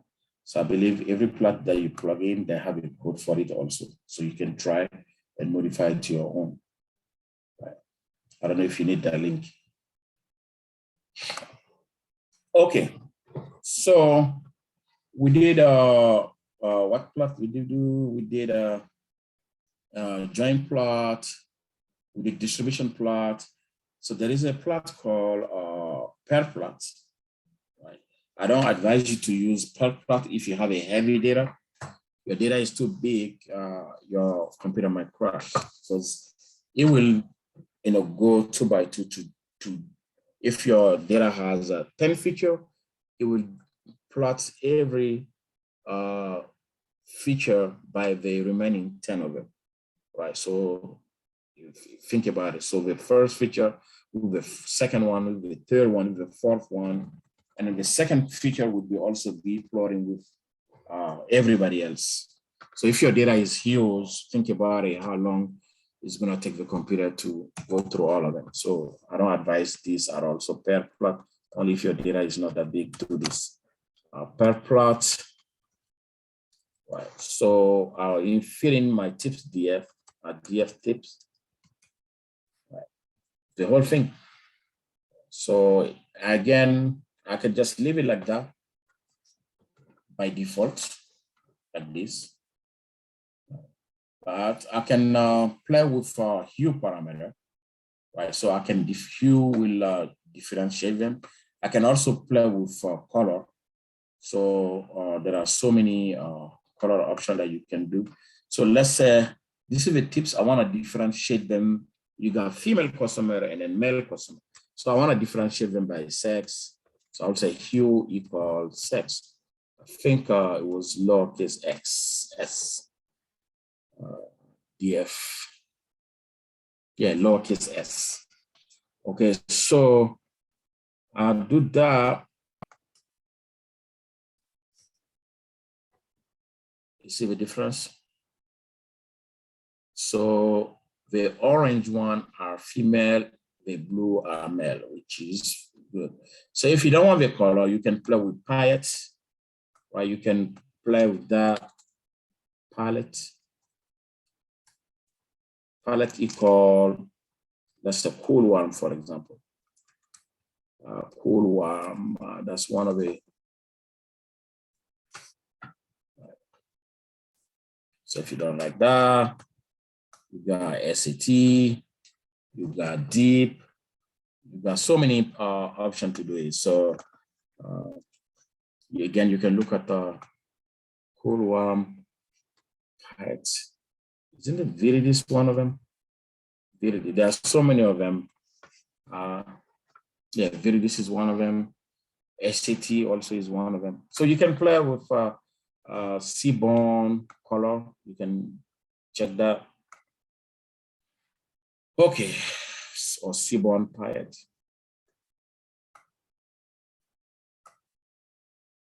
Seaborn palette. Yeah.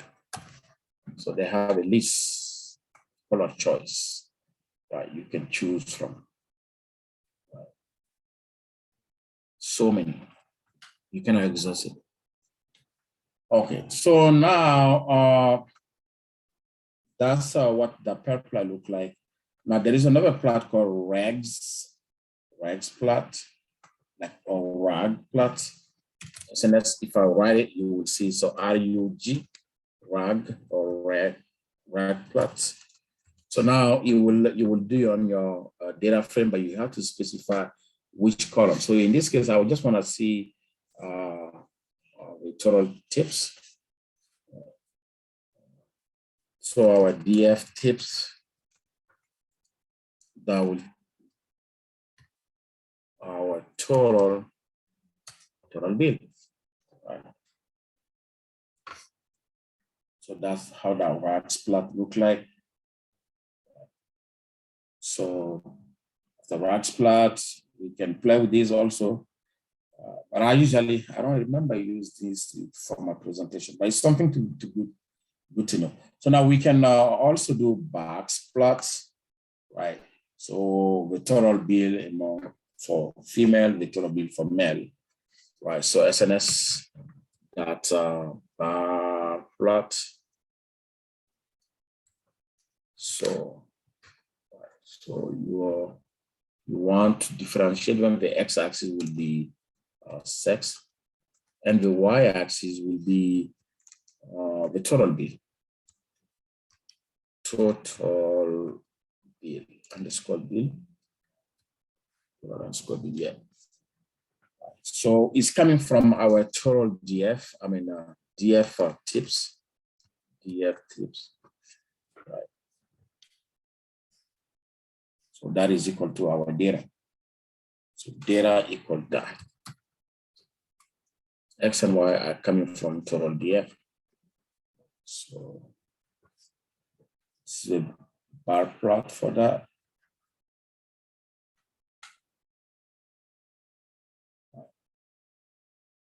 So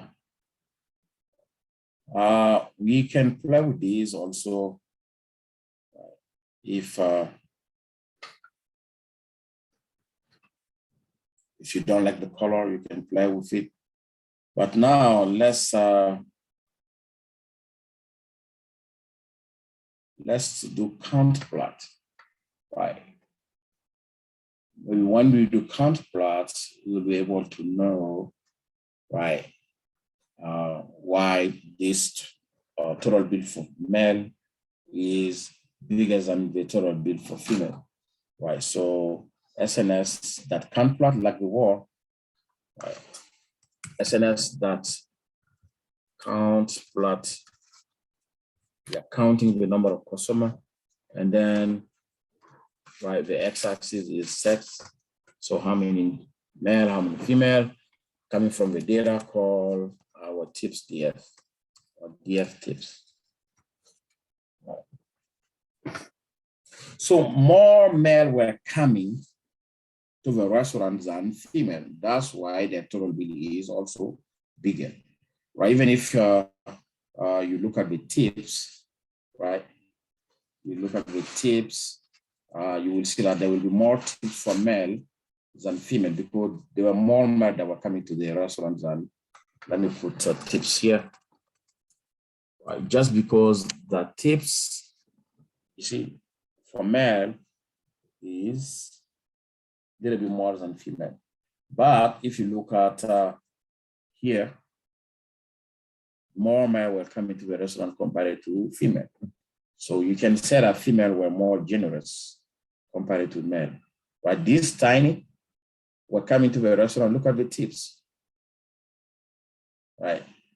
So let me.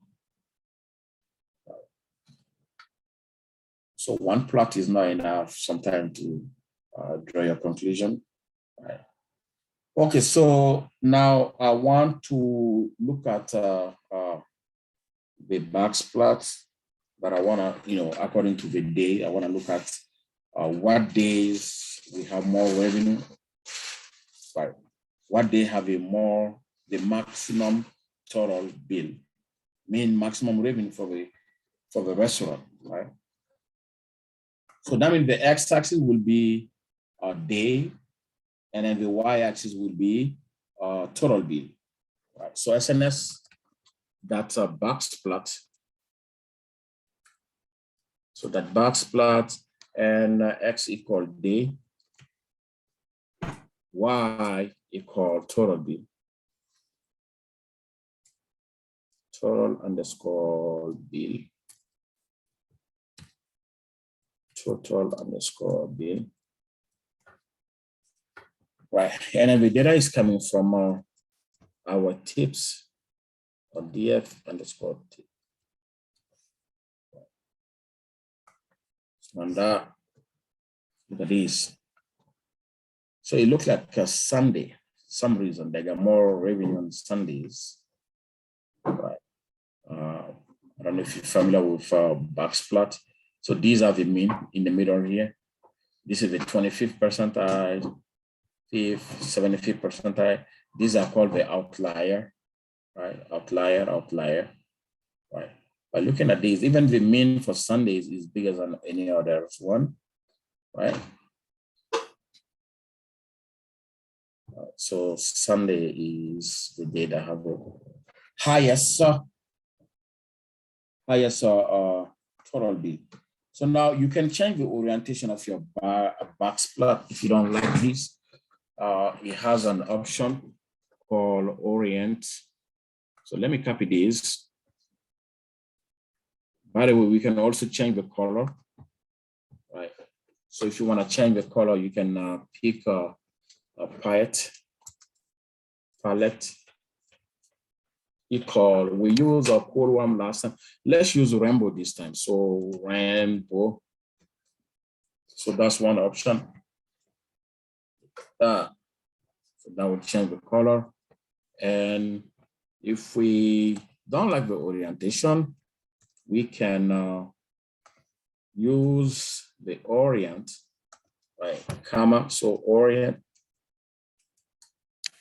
equal H. That means horizontal orientation. You should change the orientation. Orient equal HY89. Orient equal H. X variable, horizontal require X variable.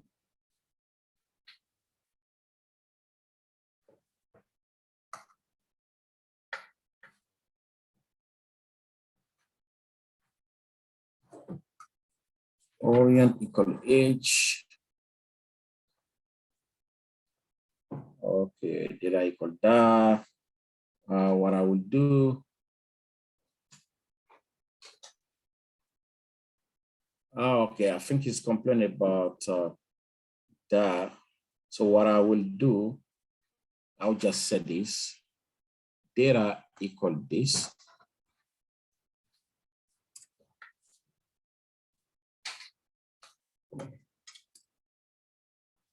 Right. So box plot, orient equal H, df equal tips, and that should do it.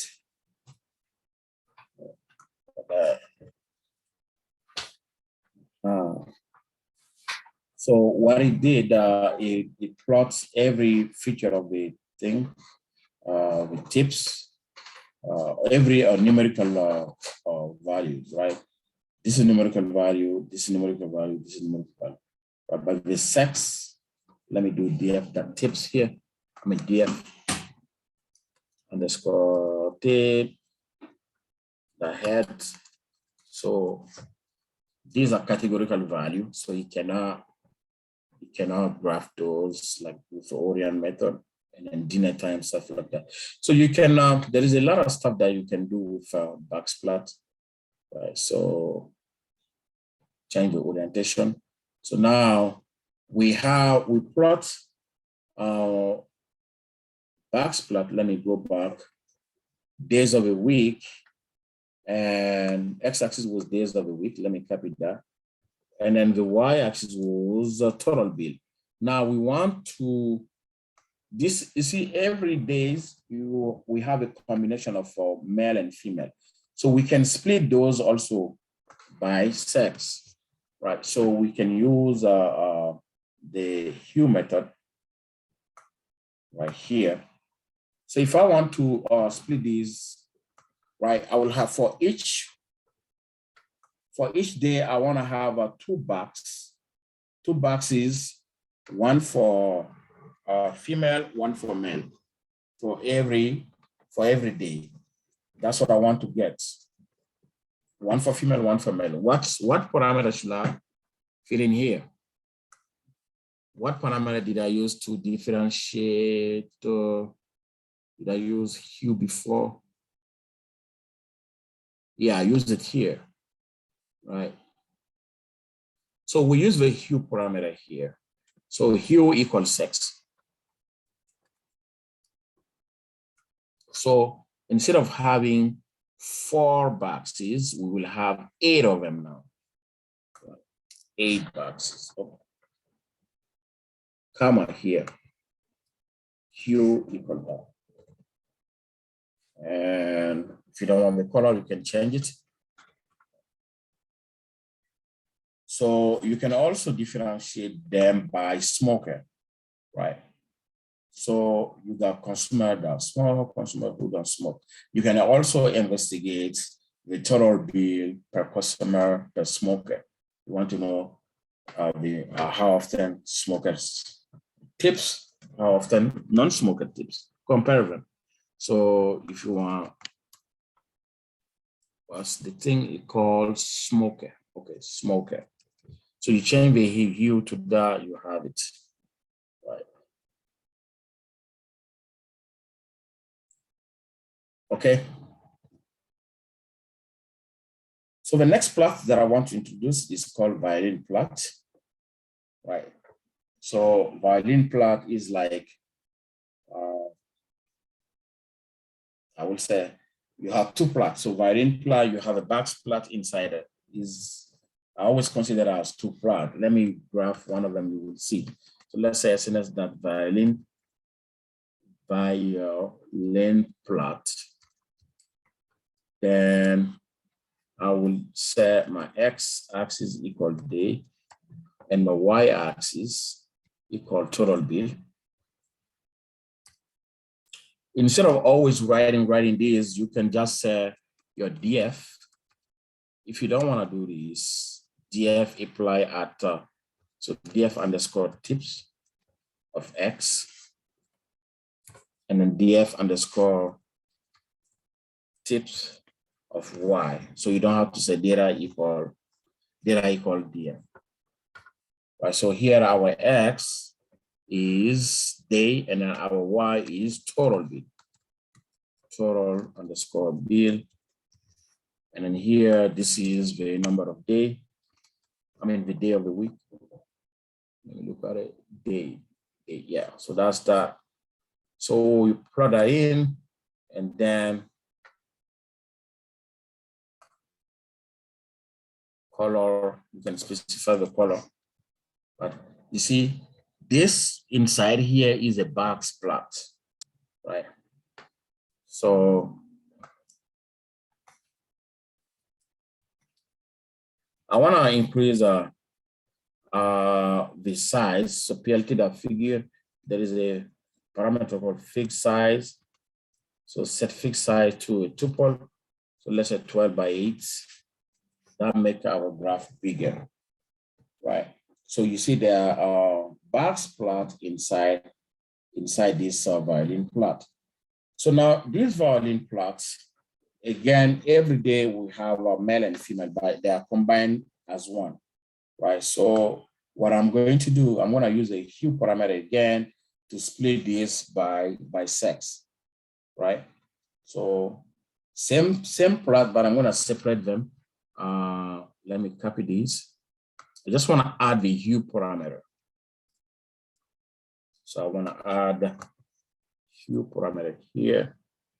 So hue equal sex.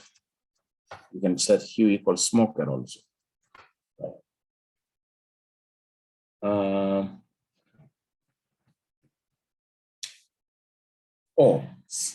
Our DF tips at sex, because I no longer have a data in there. So that, right? Come on.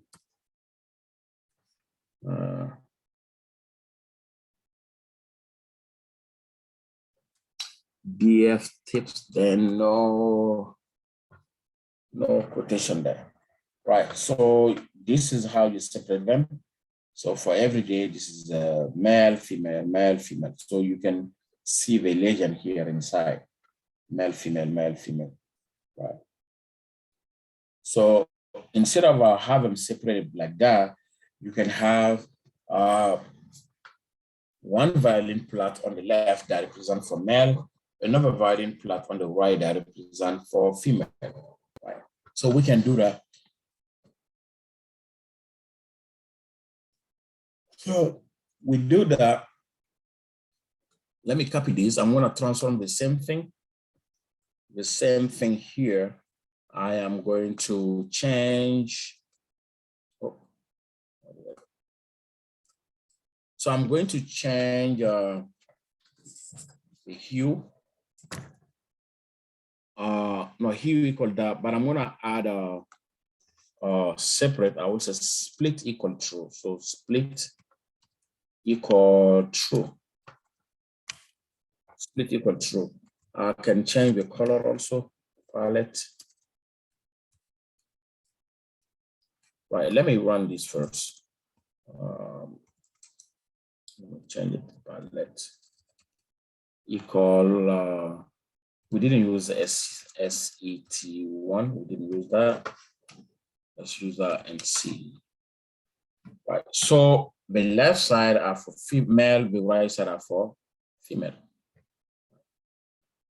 So you can change this color. I think there is a SET3. Yeah, 3, 2. Right. So instead of splitting them, you have them side by side. So depending on your preference, you can do that. So the next plot is a strip plot. Actually, I should have a plot. should have write the name of each one of them.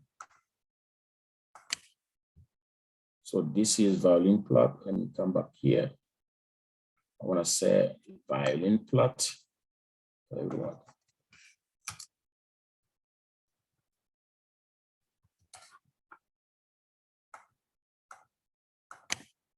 So it looks like a violin. So here, this is our box plot. Box plot.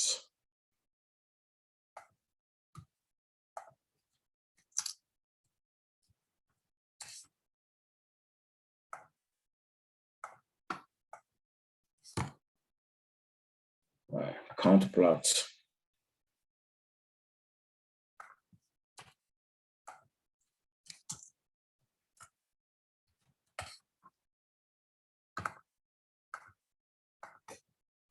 This is box bar plots.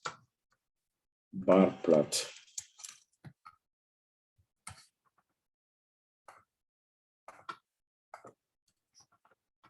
Rack plot. Pair plot. Let me come here.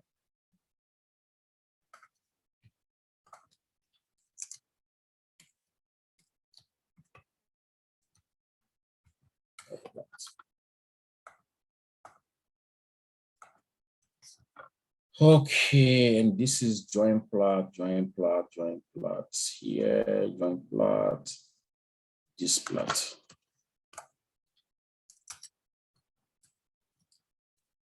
Joint.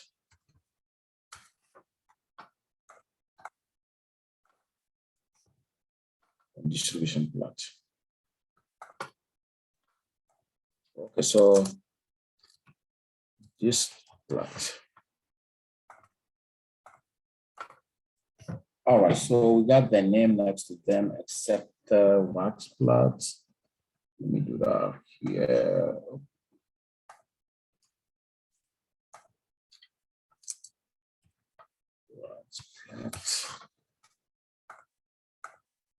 Okay.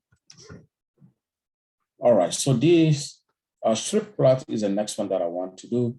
So again, using Seaborn, you just say SNS that strip plot, and then you say specify your X axis, your Y axis. So SNS that strip plot, right, PP, and then X equal D, Y equal total bill.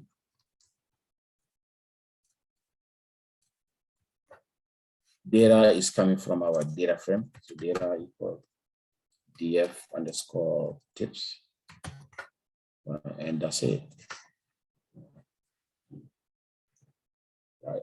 So if you want to make it bigger, you use a plt.figure method. So I would say here plt.figure, and then this figure will take a fixed size parameter, and a fixed size take tuples only. So tuples, for example, 12,8.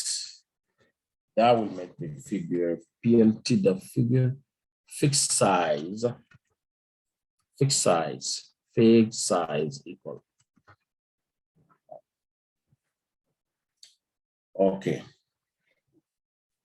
So now you remember every day you have a combination of male and female here, right? So you can separate them by sex, right? So here equals sex. So let me copy the same thing and then say here equals sex in there, or here equals smoker. Right, so hue parameter equal smoke. It's a smoker. Like that. And then there is a parameter called jitter when you do show plot. So jitter equal true. True. Look at the effect. So that's what we can do with your short plot. So let me write the name, Shear plot. Okay, we got it.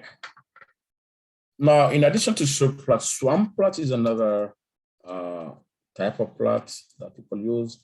So swarm plot.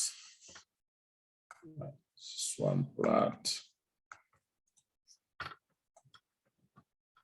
So you call C1 on it, SNS that swarm plot, and then you call your x-axis is equal day, your y-axis equal total bill, for example,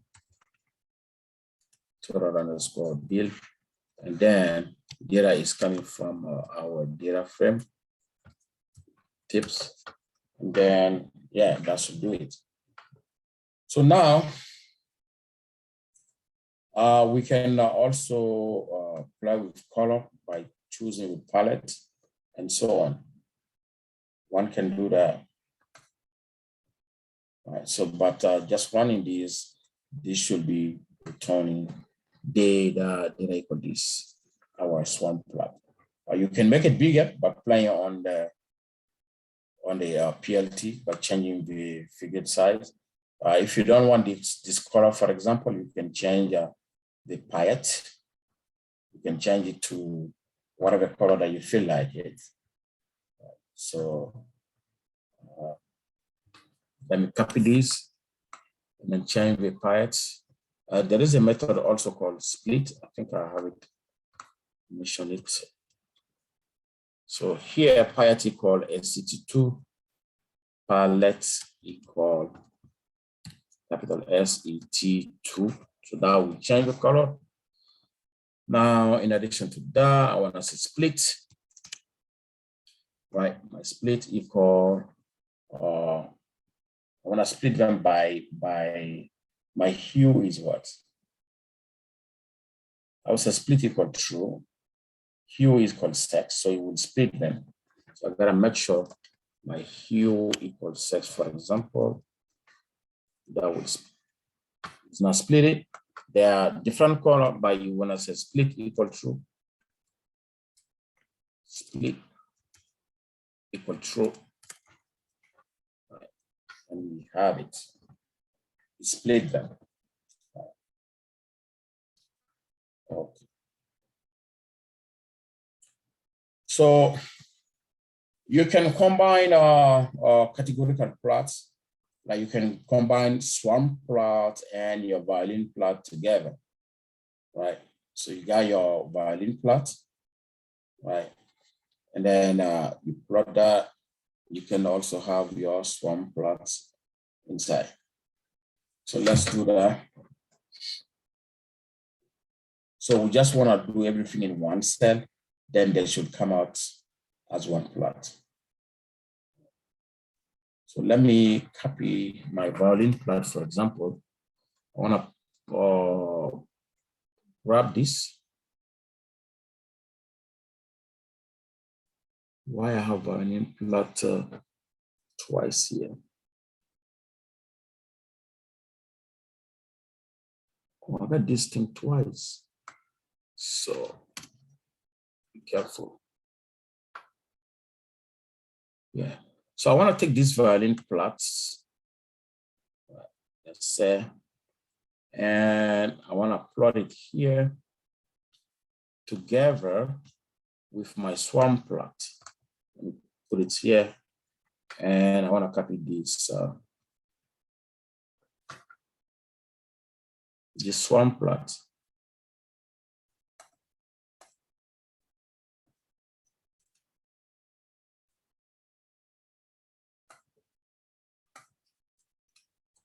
So I have these two plots. I want to see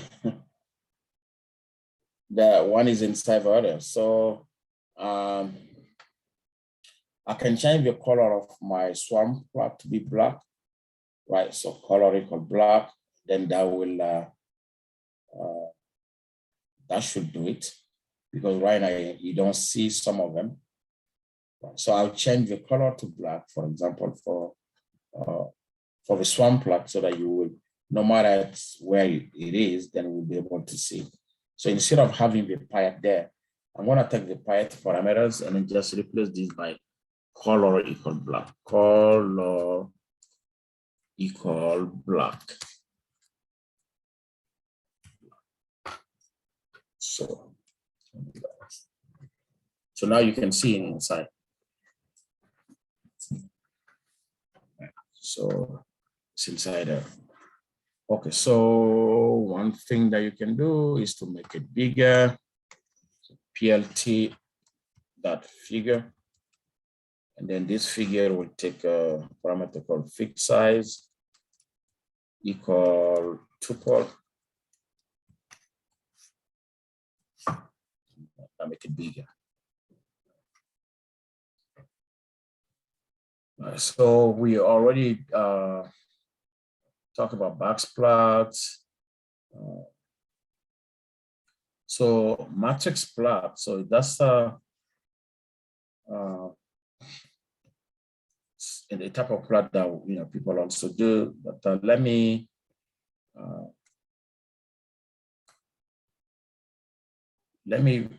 pick another data set. Right, from that data set, I wanna do some other type of plot. So let's say Seaborn has another data set called ANSYS.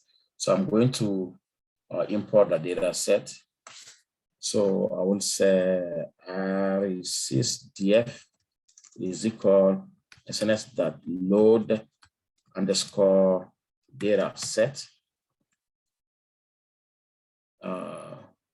Data set, right? So my data set name is ANSYS. Right.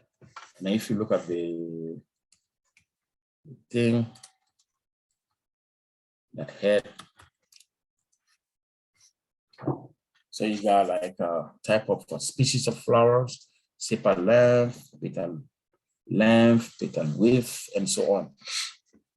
Right. So we can do some visualization of this data frame, right? For example, we can do scatter plot. I don't think we discussed that today. So we can pick x-axis to be the sepal length or sepal width, and then the y-axis to be, let me write it down. So we want to plot this SNS that scatter plot. The x-axis equals sepal width, exactly like we have it.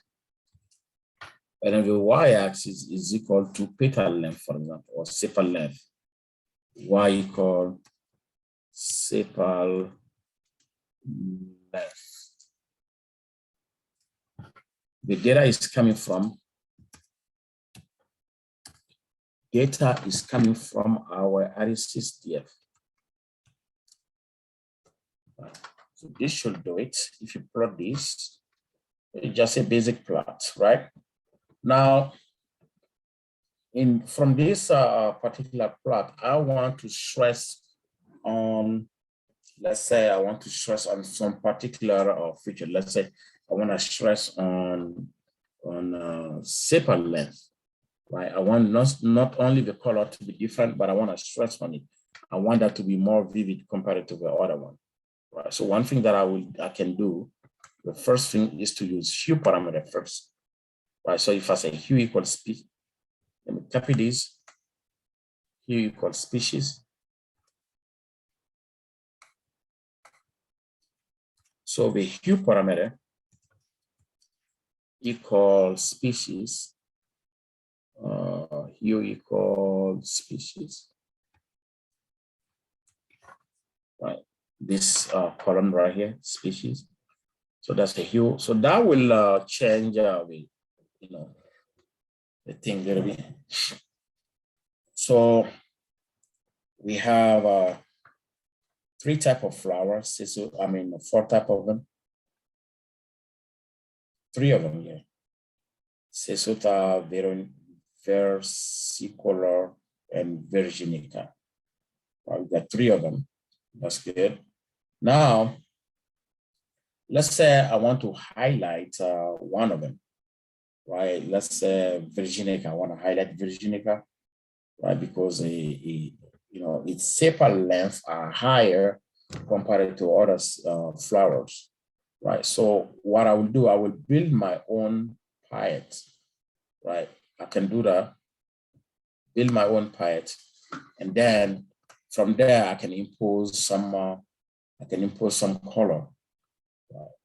And then let me do that instead of talking about it. So I would say my palette. So I will build a dictionary. So it will be a dictionary of color. So palette dictionary is equal to this dictionary. So, right. So x.gray. So I want the one that I don't want to stress on it. I want those to be gray, right? So for x in RESYS df that species, right? But not only species, I want those species to be unique, right? Species that unique. So I want every unique species to have this color gray, right? So now I want to use that palette dictionary. If you want to look at it, I can just print it here, palette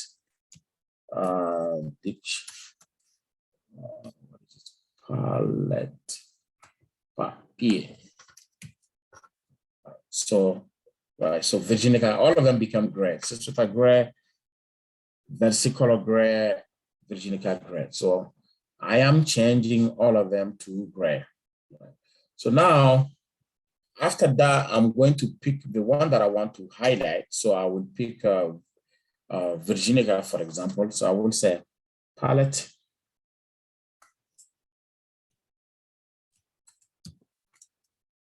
dictionary. So I'm gonna at Virginica, Virginica.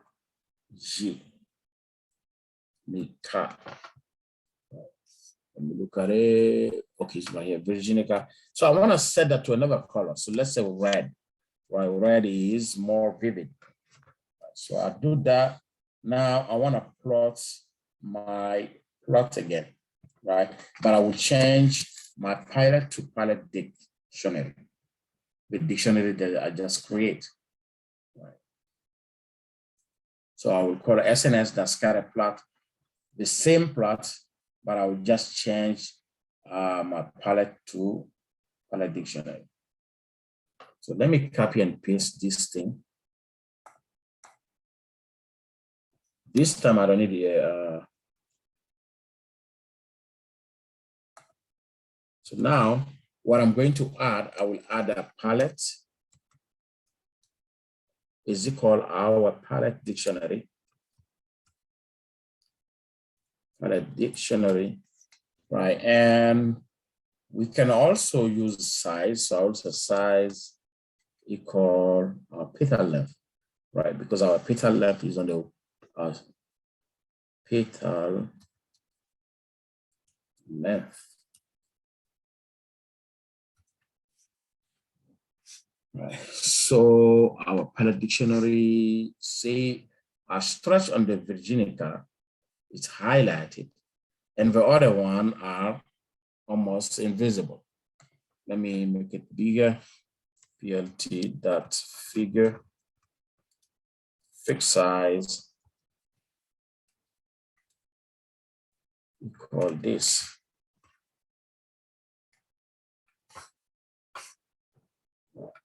So I stress on that, and it is more vivid. Right? And if you want specific color, you don't like the MATLAB color here, you can there is a way to get your own color. So it's called, right? In fact, I do this every time I'm doing, because I want my plot to be unique. So you can take this palette color. So SNS the color underscore palette, right? So that will return list of color. This is a list, right? So on this list, you can grab, right? You can grab whatever you want, right? So I can say, this is blue, this is orange, this is green. So I can say BL, OG, GR, RD. So I can set equal to this, right? SNS, this thing here. So from, let me see this. I got 4 colors. So I will grab 1, 2, 3, 4. So I would say from 0 to 4, right? Because 4 will be excluded from 0 to 4. And then I can check either one of them. Hold on. Too many SNS. Right. I can check the BL. I can check the ORG using my plot. So for example, let me take this plot and I will use color, right? Or let me grab the one that we just did. So the red that we use, I want to use another red. You see the 2 red are different. So I will pick another red here. So I will say our color palette, color equal red. So I will take this out. I'll just say color equal red. So that will make the whole thing red. So I call it RD. So same thing. So let me do that. Let me look. So this is blue, orange, green. It should be RD, right? RD. This is blue, 0, 1, 2, 3. Why didn't take it? Yeah, I think the hue overrides your color, right? The hue might be. Oh, let me take this the hue. What is that hue? Let me take it out. You might be right. Yeah, hue override it. You're right. Let me look at it again. Yeah, that's it. The hue override it. So there is other method also. By SNS, you can get other palette. So let's say dark. I want to get a dark blue. So dark underscore palette. So I will specify what color I want. What's the dark blue, for example. Then this will return SNS dark. Right, dark underscore palette. This give me dark blue, so I can pick the color that I want. You say list, right? So if I say my my BL equal this, let me pick 0, 1, 2. I want to pick 0, 1. Okay, let's say the second one, like over third one. Let's say 2. Right, that's my blue. And if I plot this, change that, it will be right. It will be different. It will be different from the seaborn blue. If I change it to BL, I get dark blue. Right. If I change these to the first one, the second one, they get even darker.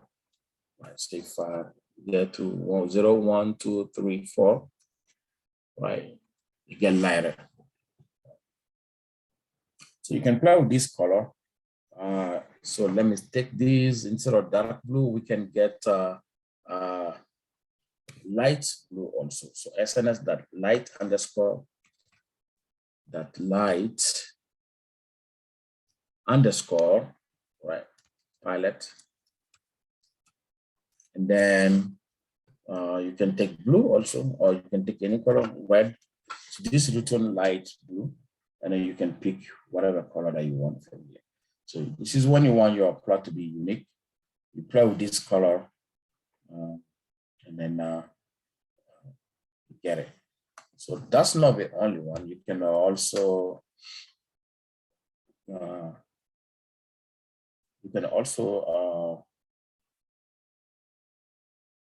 there is a library called Color Brewer. Let me see if I have that here. So SNS that choose color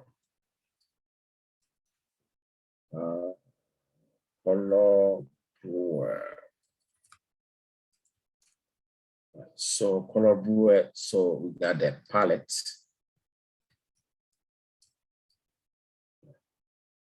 So here we want that.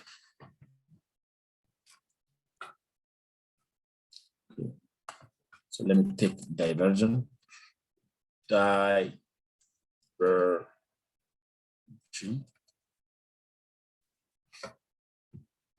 Okay, SNS. So let me see that. Okay, so we have this. You can move, increase the number of color. Right, so we did a set. You can play with this, how dark you want. Right, again, this is a list.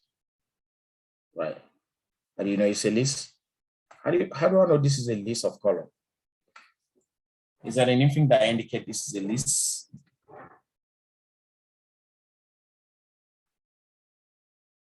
We see how it's being displayed, right? So it's that square bracket. Exactly. Yeah. Exactly. That square bracket. That square bracket is the one that let us know. Yep, square brackets. Yep. So it's a list. So you can grab any color here that you want, right? To be your red, to be your right. You can do that. Let me see. You got a lot of colors, so let me do this. I want to do red, green, yellow. Yeah, red, yellow, green. Yeah. So I use it. I don't see green. Green, green, red, green, yellow, red, green, yellow. Yeah. This one, I use this in now. So you play with it how dark you want it, how light you want it, and then how many you want. Color in there. So it's a list. Zero means the first one, and then you grab them by index, and then use it in your plot. Right. So this is like a 1 over 1 million plot that is available. So there's so many plot that is there. We just scratch the surface, and we didn't even touch a Plotly and Cuffling that will make our data interactive. Yeah, thanks for your patience.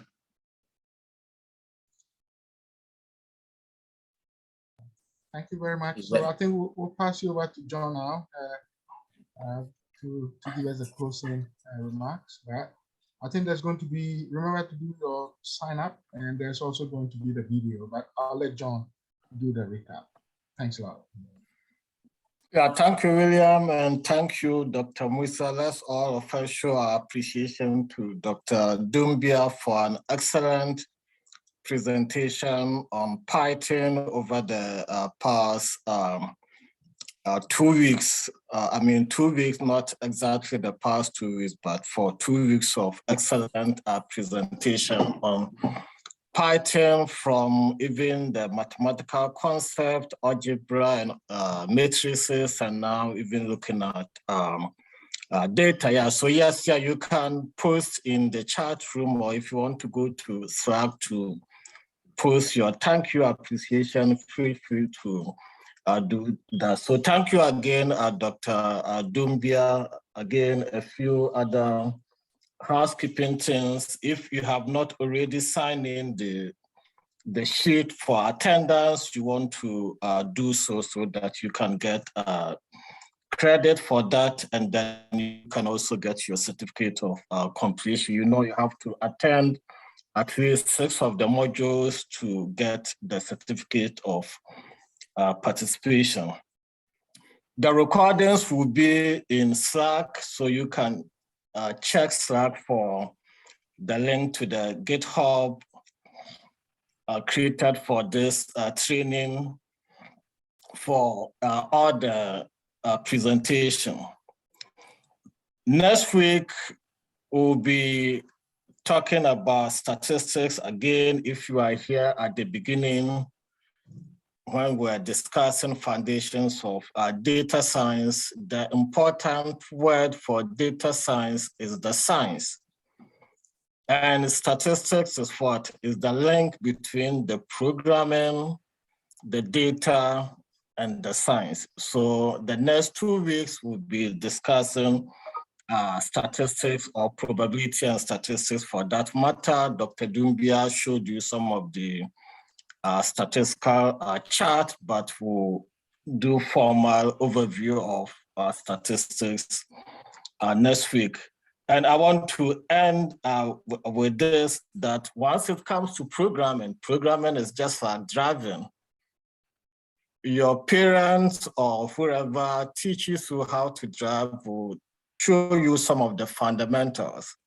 But your parent don't have to take you to, again, I'm in the DC area, to take you or drive you to New York City or Miami or drive you through the tunnels to know how to drive. Some of the things, once you pick up the basics, you will learn some of the things along the way. I'm saying this because during the introduction, many of you indicated that you were beginners in Python, you wanted to learn more about Python. So this 2 weeks was great, but it doesn't cover every little detail. So some of the things, once you get this, you have to pick it on your own by looking at useful sources. You have to practice those. And then once you do that, you become experienced as Dr. Dumbia, and then maybe in future, you'll be part of this training program. Again, check the chat area or in Slack and then complete the survey or the evaluation for this module. Again, thank you all for your participation, and then we'll see you all again next week. I believe, William, there will be TA sections tomorrow. Yes, at 6 p.m. Yes. Yeah, so there will be TA session tomorrow at 6 p.m. So again, check. Is that in Slack also? That will be posted in Slack. I think Stacy will put in the TA channel. So check the TA channel. Okay, so check the TA channel in Slack for those of you who want to be at the TA section. So again, thank you so much. If you have any questions, I don't know if Dr. Dumbia or William, you want to be here maybe another 5 minutes. Otherwise, have a great weekend, and then we will see you all again next week. Thank you. So I'll be around, and I think Dr. Ibel will also be around. Survey is now posted in the chat and also in Slack, and the TA hours will be set up in Slack shortly as well. You can also check back to this evening or Saturday morning for the videos from today and yesterday to be posted in Slack as well. And it all will be located under module 2, and the TA hours and Zoom link will be under the TA channel. All right, thank you, Stacy. Yeah, so Slack is your source of updates and information. Mm-hmm.